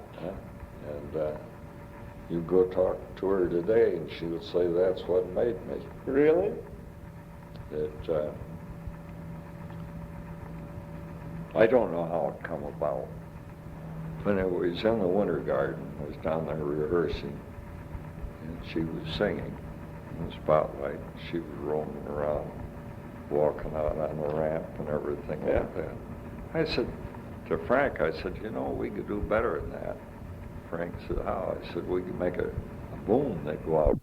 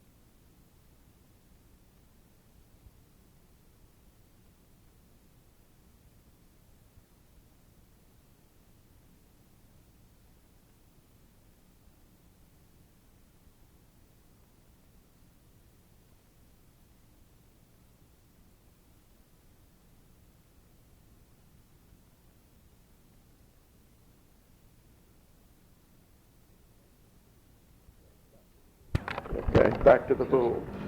She got on beyond the boom. She'd go out and sing to the people on the balcony. Okay. And he said, could you do that? I said, I don't see any reason why we can't. So when I went back to Lansing, I designed a rack with a big long boom and a bucket seat on the end of it. Uh-huh. And took it into New York, and so we tried it out. Everything right. We got black uniforms for everybody, so they couldn't see anybody, and they would put it off like that, and then swing it around and come out like that. She come out singing, spotlight on her, right up the balcony, and sing to them up there, all that. When she rehearsed the first time, she got up and put seatbelt around her, took her up and went through it. She went through the rehearsal and everything, got off, took the seatbelt on, and come back, put her arms around me, and she said, how was that for guts? Because it must have been a little scary. Oh, you better believe it. She's up there 40 feet in the air, you know. Yeah. And there she was singing to people in the balcony and right along with them. And you know, that caught fire all over the actor. And I don't know how many different companies wanted the paperwork on it. And hell, there's no paperwork on it. I just sketched what I wanted. Yeah. And we could have sold the whole thing for. Oh, yeah. And then another thing we did, Frank was talking about a moving stage that Rockefeller Center had. We could do something. I said, well, we can do something about it. What do you want to do? So we designed a tread that run endless clear across the stage. Like a bell. Like a bell. And it was all slats about that wide. Yeah. And run at any speed you wanted to, fast or slow, or so slow you couldn't tell it's moving, really. One year we had 2 of them running. And I built the thing in Lansing. And the only thing I could find out, I went over to Castle Baking Company to find out what kind of motors they had on there. They control it for heat. Through an oven or something, through another oven. Yeah. And so found that out, wrote the company and asked them about it, how much power they could give us, and what we had wound up with 3 of them the second year running. And moved things in and off stage. Oh, yeah. Oh, we had a lot of fun with them. And I sold them to Rockefeller Center, but when I left, they junked all that stuff. Oh, yeah. They junked an awful lot of stuff, but probably never use it.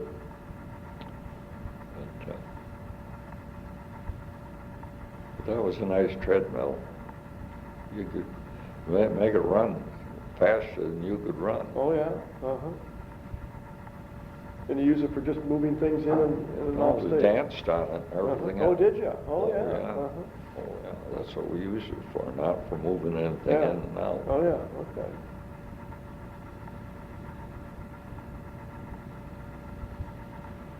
Like Max Hodge says, we've thrown more stuff out of the Broadway theaters than Broadway ever owned. Yeah, okay. Now we're back on top. Any other, what I'll call interesting things that you Well, guys developed? One show that we put on that probably doesn't mean much there, but we had 17 pieces moving at one time, 17 screens. And at that time it was a record. This was back before the days of all the automation that they've got now. Uh-huh. Yeah. We met some interesting designers over the years that designed shows. Did you work a lot with the ad agency, Tom? Oh, most of the time it's through the ads. They had to write what we were doing, or we had to build what they were writing about. Okay. That I think you've seen some pictures that do more than words that do with them. Yeah. Did you take pictures of a lot of these displays and things? All shows. You did? Yeah. Uh-huh. Where did those end up? Are they I over got to... 'em. You got them? Yeah. Well, boy, we'd like to borrow some of those. That would be great. I've thrown away probably close to 3 bushel Oh, my pictures away in goodness. the last. That's a shame. Where's- I got a chest of drawers up there. It's got 5 to 4 drawers in it, and they're about 40 inches in width and the regular depth. Yeah. You can't get a 35 millimeter picture in it. Oh, my goodness. Sure would like to And, borrow some of those. That.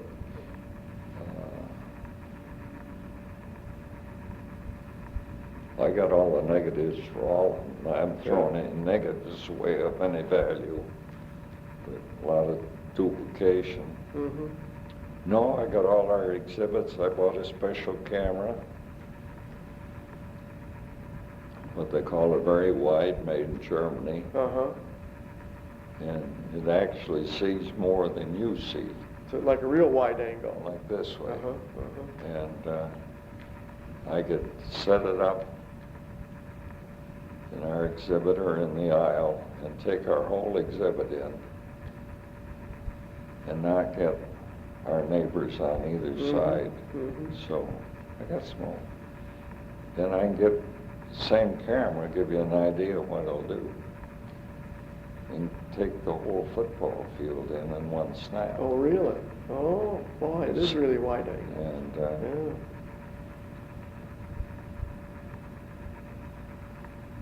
So, Tom, we had all the old cars stashed away out at your place, didn't we? yeah, for a long time. That was another thing too, that the old cars, they wouldn't spend any money on them. They wouldn't do anything about them. So I had them up on the roof of Building 64. Oh. Covered them with canvas. Of course, they deteriorated to be held that way. But Wolfman come over the bridge one day, wanted to know what the hell all the junk was on the roof. Oh. So Metzel went up to find out what it was. Metzel told him it was the old cars. Get them the hell out of there. Sales wouldn't spend any money to store them or Yeah. anything.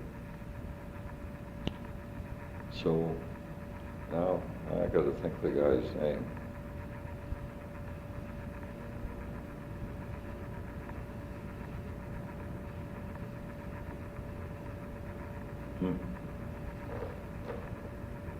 Used to have big showcase business.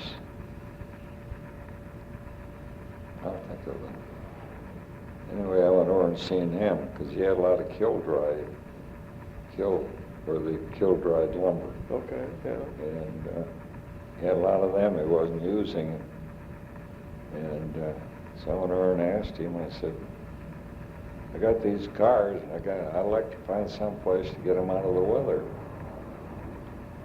And you've got a lot of kilns here that you're not doing any kiln drying anymore.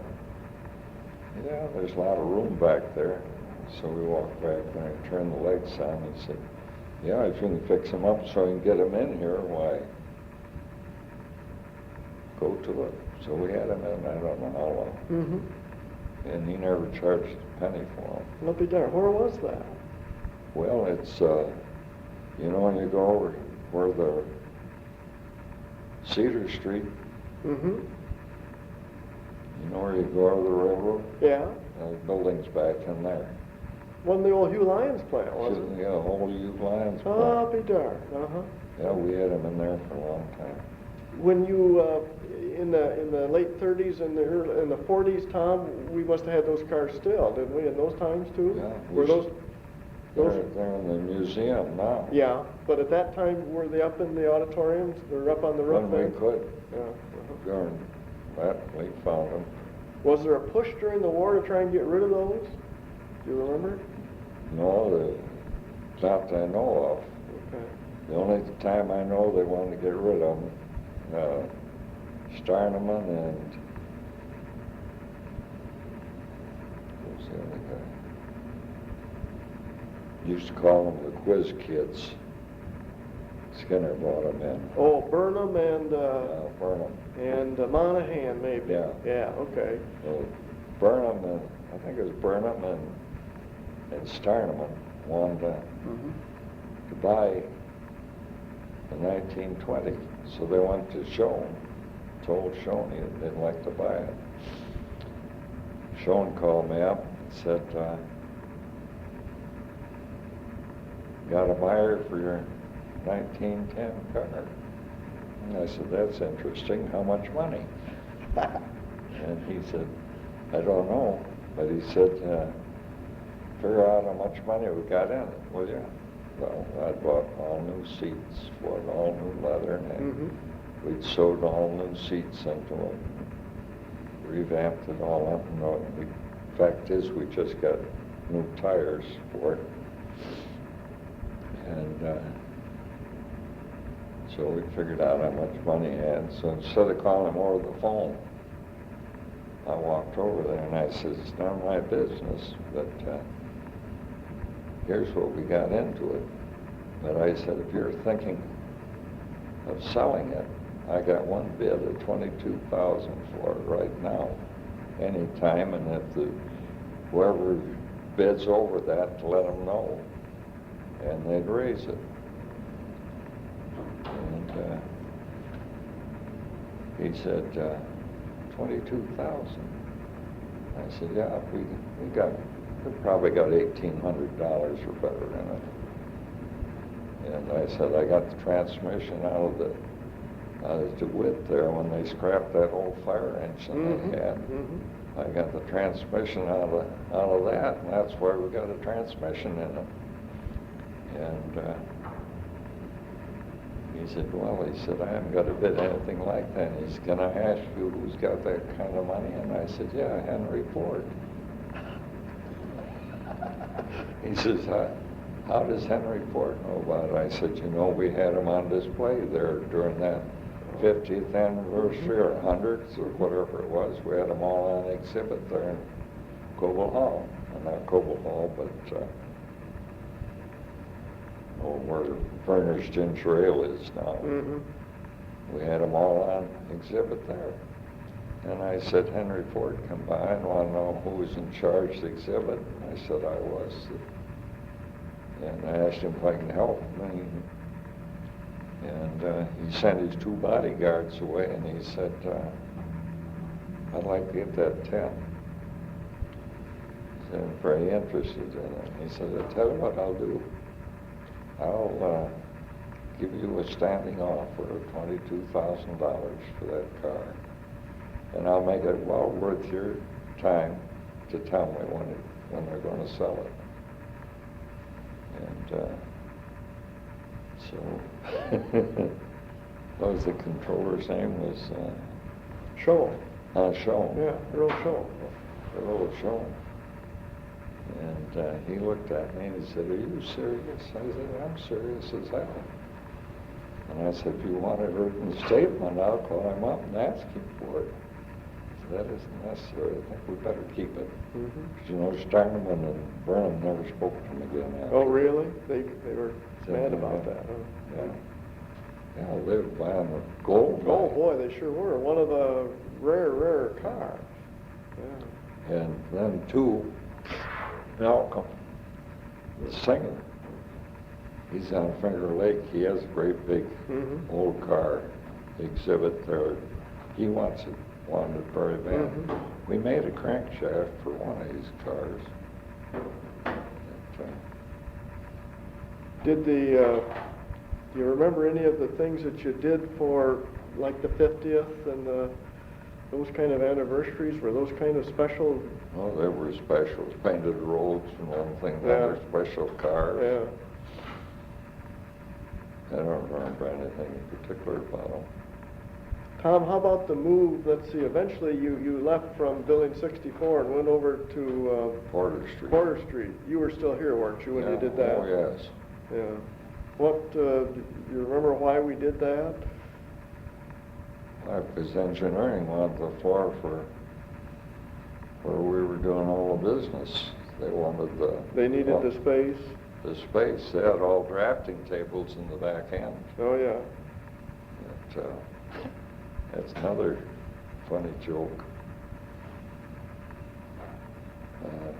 They had the whole back end, the drafting tables. Yeah. They had a room back there that I forget what they did in that room.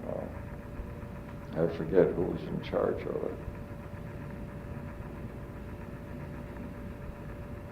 It'll come to me. They had the whole back end full of drafting tables. And we had a meeting coming up where they had all safety, not safety, the salaried personnel was coming up there, and we was going to have entertainment. We was going to have all that going on there. And the only way Mahoney could see it being done, that we'd have to feed them out in front and then clear all the tables out and put chairs in like that. I went down to see Metzel, and I told Metzel what was going on. I said, "That's no problem." Just told the drafting, get all the drafting stuff out of the back room. And we set the tables all up. And before we got into it, I'd made all those arrangements. Mahoney come by and with his, well, he had Anderson and Bennett, or not Bennett, but Fred Barrett. Who else is up there? Going over what they're going to do with the salaried personnel, how they're going to handle it, and he started telling me, and just a minute, Bill. I said, "I got it all handled. Don't worry about it. It's all taken care of. You what the hell you mean?" Yeah, Bill's inimitable self. Right straight up. You know. And I said, "Yeah, I'm not kidding. It's all taken care of. Forget about it." And he said, "Where are you going to feed them?" I'm going to feed them in the back room. We're going to have the meeting in the front room, same as we always do. And no point. "Hey, you can't do that. You know that. It's full of drafting tables down there." I said, "Well, you wait till the day comes. It'll work out all right." So Fred Barrett come back over and said, "You know, Mahoney's going to can you one of these days." I said, "I don't work for Mahoney." Right. He can't. Mm-hmm. And so the day come, they cleared all the drafting tables out, put them on the aisles and down the basement and all over. Yeah. Set the tables up. And it worked. And it worked. Yeah, that's great. Mahoney never said boo. He was madder than hell. Was he? He was madder than hell when he left. Yeah. I call him, a lot of fun calling him, what a man Mahoney. He had the measles 5 times. Bad news. You know, you used to get madder than hell if you when I tell him that. And now if I don't tell him that, he gets mad. Times change. See, he got that name in Milwaukee. Oh, did he? Yeah. Uh-huh. Went down to the Elks bowling team. Went down there bowling. And he got loaded. And he was running all over the alleys, hollering, what a man, Mahoney. Oh, no. Crazy man. Uh-huh. That's where I got the what a man Mahoney from. Yeah. Uh-huh. But, When did you retire, Tom? huh? When did you retire? 65. 65. When I was 65. Yeah, but what year? Well, let's see, that'd be 72, wouldn't it? 1972? I don't know. I don't keep track of it. Okay, but about that. Hang on just a second here. Well, furniture is better when it was new. And that was the thing that sort of started you, wasn't it? The furniture business. Yeah, that's what I went in looking for. Did that stay going during the kind of the whole time frame you were there, Tom, working on furniture? Oh, yeah, sure. We had 2 men working all the time on Did you? furniture. Uh-huh.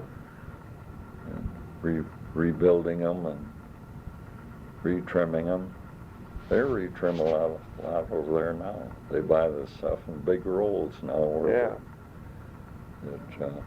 You also made, I remember, some odd-shaped tables and things that were in conference rooms. Oh, yeah. Didn't you do some of that kind of stuff? Yeah, we made them, and we made, that was in 34 or something, that big conference table in there we built. Yeah, that triangular, kind of Yeah. a triangular one. Yeah. Uh-huh. We built that. Yeah. We used that for quite a few years. Uh-huh. And, Did you ever get into making desks or that kind of thing? Or? well, different desks. And got a lot of changing in offices. We started using rug on the wall instead of wood halfway Oh, yes. up. Yeah. And, Curtains, you had? we made miles and miles of curtain. Uh-huh. We made all our own drapery. Brought that from New York out of Franco Associates. Brought a curtain. It's all out of there. And we got, I can't tell you how many yards of it. Yeah. But all curtain these buildings inside. Do you remember how many guys you had working with you when you left, when you retired? I couldn't tell you how many in there. They run right around 42. 40? Uh-huh. And you started with just 3 or 4 of you guys? 3. Mm-hmm. And Barney went to work for Packard. Packard Motor Car. Yeah, Mhm. and Maynard went to managing of Kansas City 75 millimeter projectors or something. Oh, okay. That was during the war again? Yeah. Or, uh-huh. Mm-hmm. And then when he got through that, he wanted to come back, and he figured he was going to have a manager's job somewhere, and they gave him the service department, and he quit, went to work for, he went to work for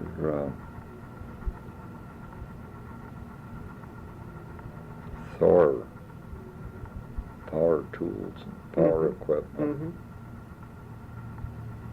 And he went to work for Ford too, and Oh, he yeah. had charge of building their jet engines. And he worked at that 3 years and never produced one engine. And I think that he and Dexter seen the parting of the way. Mm-hmm. Then he went into selling bottled gas, and his wife went into real estate. Oh, yeah. Okay. But he got some buildings he made some money on in Florida. Mm-hmm.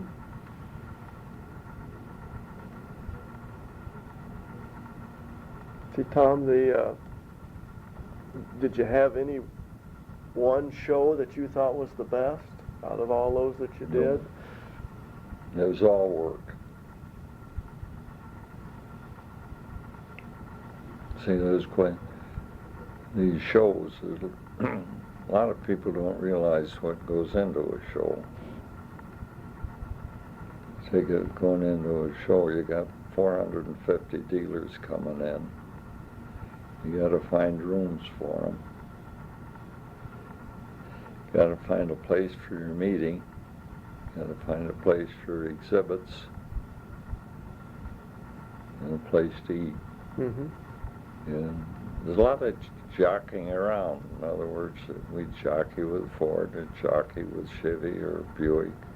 They got a couple of weeks in here that we could use, and we got a couple of weeks they could use or days they could use.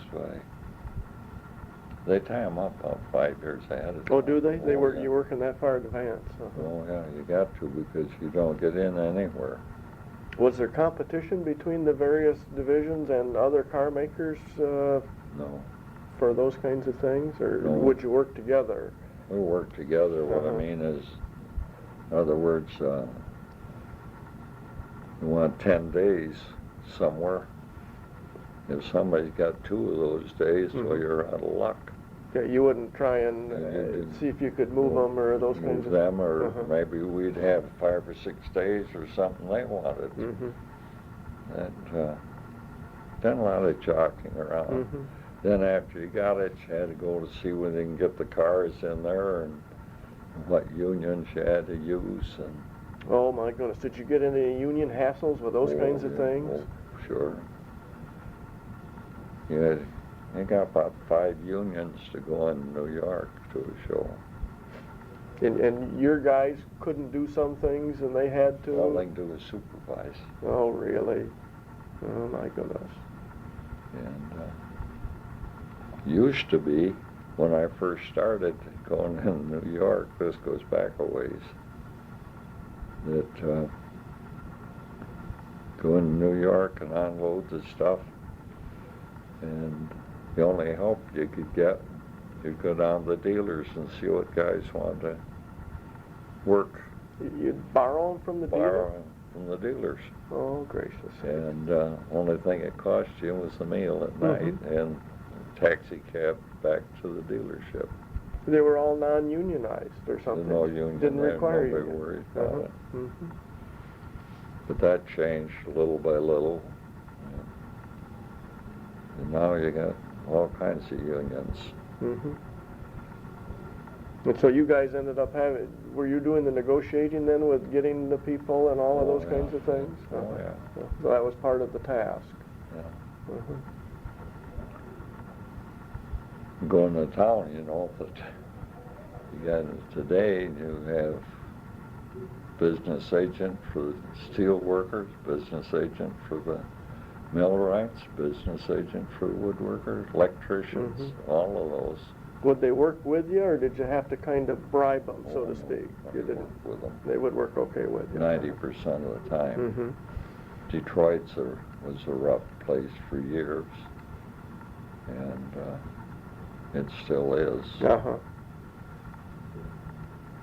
But, was there any competition, Tom, between like exhibit makers to make the greatest or the best or the most unique exhibits? Yeah, sure. They all bid on. They all come in with drawings and everything. In other words, well, right now, next month,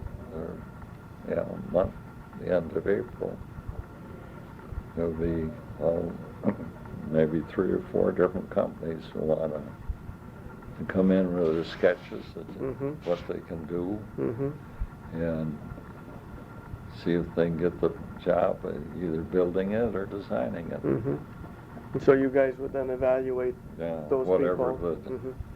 then after we decided what it was, we make little models of the exact thing, show it to the brass. The brass likes it. Yeah, make a display that big. 3 or 4 feet square. With little miniature cars and have the right color and the right engines and everything, all the exhibits and miniature, so they know exactly what the thing's going to look like. In other words, they can get down here and look at it, or they get up here. Right, stand above. Yeah. Did the use of outside guys exist when you first started, or did you kind of do it all on your own early on? It was all on our own for a long time. Styling section used to design something, we'd ask him how to build it, and says, "That's your problem." Good luck, huh? Well, we had pretty good in with styling.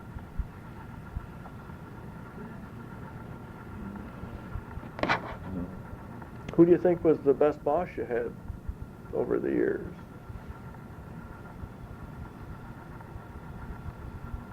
Well, I don't know. Good part of any of it. Had a lot of them. Had some I wouldn't even mention.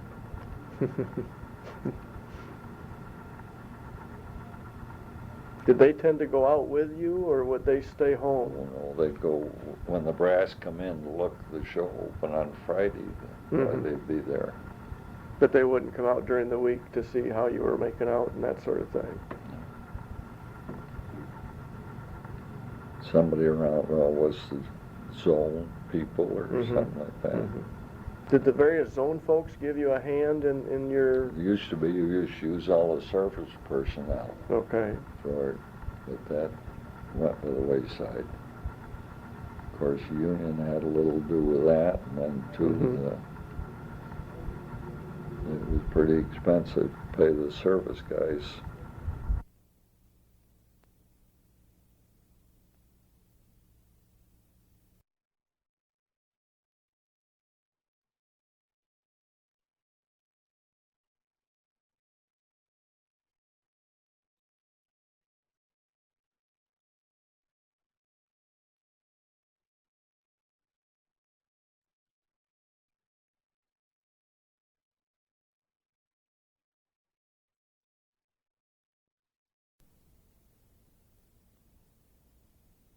The Thomas P. Hendy of Lansing, Michigan, made on March 29th, 1989 by Jim Walkinshaw of the Oldsmobile History Center. This is tape number 3 of 3 tapes.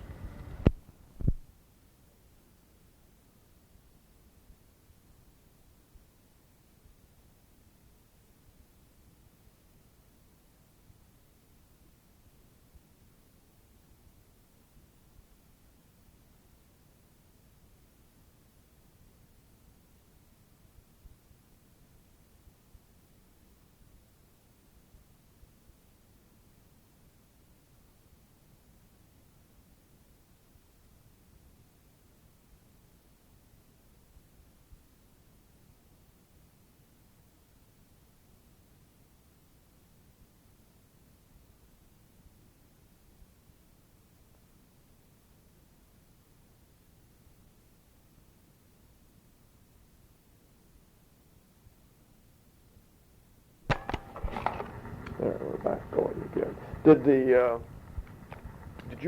you folks get involved with having to, like, ferry the brass from place to place, like driving Wolfram and Metzel around at all? You didn't get involved in those things? No, we didn't get any chauffeur work. Okay. With Metzel once going into Chicago, and Zone picked us up. Got down the loop down there and the car quit. Oops.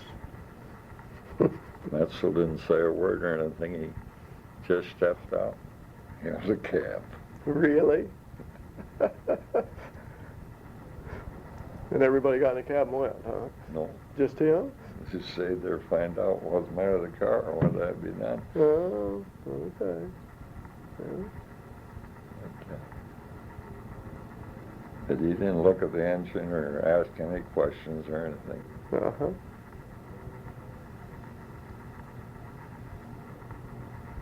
Did you ever have any cars that you were using in displays that kind of failed on you or didn't do what they were supposed to, so to speak?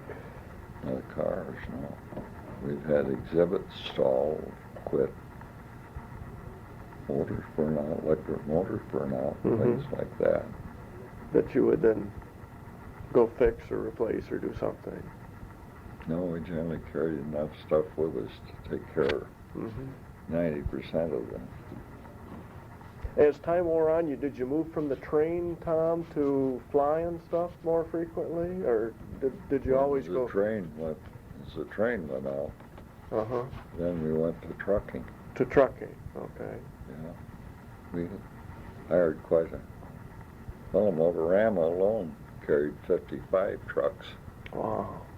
And our big show there that went on, we carried 7, sometimes 8. We had big show that,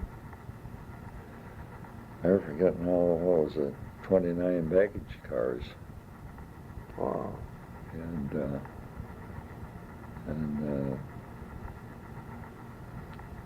Pacific Northwest Railway was going up to Seattle, Washington with a show, and the guy that had been dealing with the salesman for the railroad had the vice president and the president of the Ring Brother Barnum Bailey Circus had dinner with us one night, and he was saying, well, he said, we're the biggest show on earth.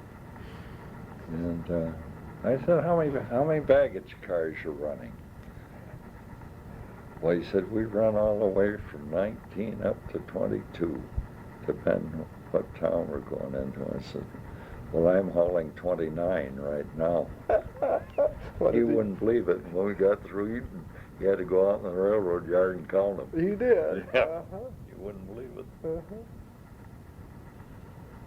See, a lot of the stuff we carried was 70 foot in width, and we had to have we cut holes in the front end of the truck and let the stuff stick out over the the truck, and then put a canvas over it. But, well, there are a lot of interesting things, and you get in trouble lots of times, too, one way or another.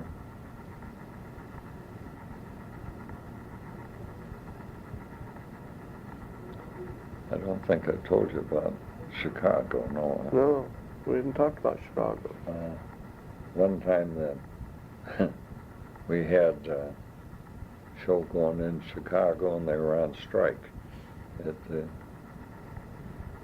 Stockyard Inn. And everybody was there waiting to go move in, and the strike was going on. And one of the dealers there was Hollingshead, and he always sent his serviceman over to stay with us in case there's something we'd need, that he'd be our legs to run for things. And so when they struck, they couldn't get in. We had our truck sitting out there and everything. So Frank and I went down and talked to Hollingshead and told him about it. And I said, you know, there's a way out. And he said, well, what is it? And I said, well, if we go through the stockyard, we can go through the backyard, go into in there and put our exhibit in and everything. You won't be breaking any picket lines or anything. And he looked at me for a few minutes. He said, just a minute. He got on the phone and called somebody, and we got in his car, and the 3 of us went out the stockyard, met the president of the stockyard, and told him what the problem was. And he said, sure. He said, there's no reason in the world you can't do that. So they called all the gates at the stockyard and told them to let our trucks through, and we backed into the place and unloaded, and I called Lansing and got 5 guys from Lansing to come down and set the show up. And didn't get any big hassles about that? It was the only ones in the whole show that was set up when they settled the strike. It was all set up. Bet they were surprised. Oh, everybody was. Uh-huh. How come the other guys didn't do that? I don't know. Didn't figure it out? I don't know what I didn't do. I didn't ask questions. No. I didn't tell anybody No. else we were doing it. Mm-hmm. Well, there's a will, there's a way. And Oh, not yeah. Yeah. It's true. It is true.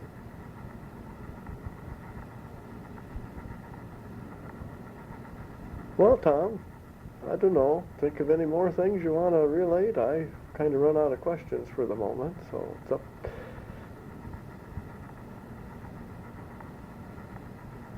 You know, right offhand. I'm sure that all of that was a lot of work, but probably a fun thing too. It's all work. There's no tomorrow. That's one thing nobody realizes. There's no tomorrow in the business. Mm-hmm. Show opens at 7 o'clock on Friday. It opens, whether you're there or whether you're ready or not. Don't make any Mhm. difference. It's Here we come, ready or not. yeah. Mm-hmm. Did you have some fingernail biting times at the tail many end? of them. Many of them. Have trucks hauling stuff. We had one truck went under a viaduct going in New York and tore half our exhibit Oh no. all to pieces. Got stuck under it, I suppose. And on top of that, one of our bosses was he and the guy he hired to be my assistant or to help me do work. And this same guy that done the trucking for us in New York. And Wolfram decided that on the show cars he wanted underneath the fenders painted white. So after the rehearsal and everything, I got painted underneath the fenders white. So it was pretty close to midnight when I got over to Waldorf. And Pete, what the hell's his last name? Anyway, he seen me coming and he come out and met me and put his arm around me and walked around the corner and he said, "It's time for a cup of coffee." I said, "Okay." So I went down there and he said, "You got problems inside." He said, "Your two friends up there hired the wrong union to put your exhibit into the Waldorf. Oh no. So nobody's going anywhere." And I said, "Oh, that don't surprise me any."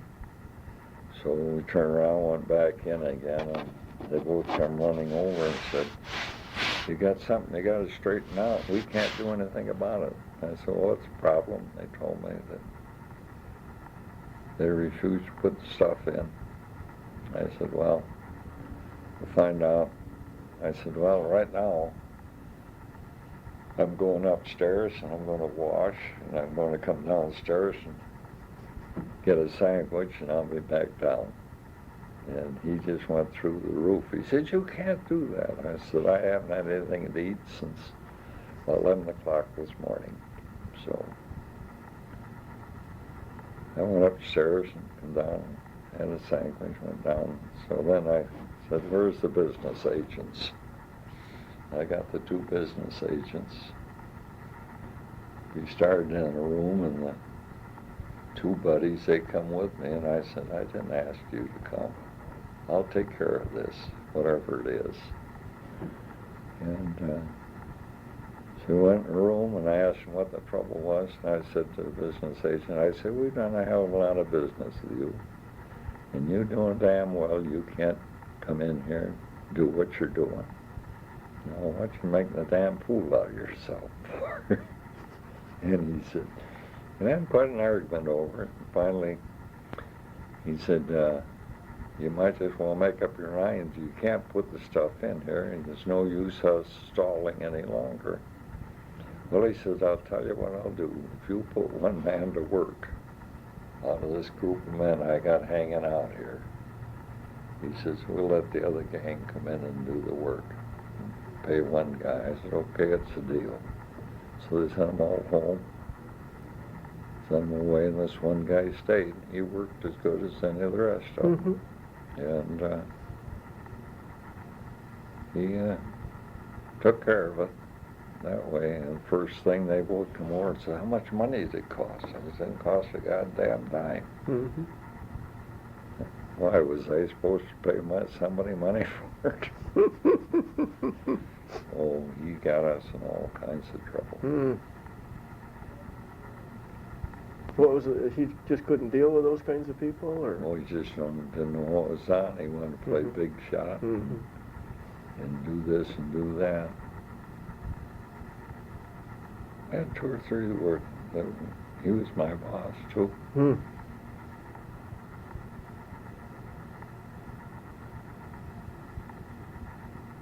He's long gone. His wife's long gone.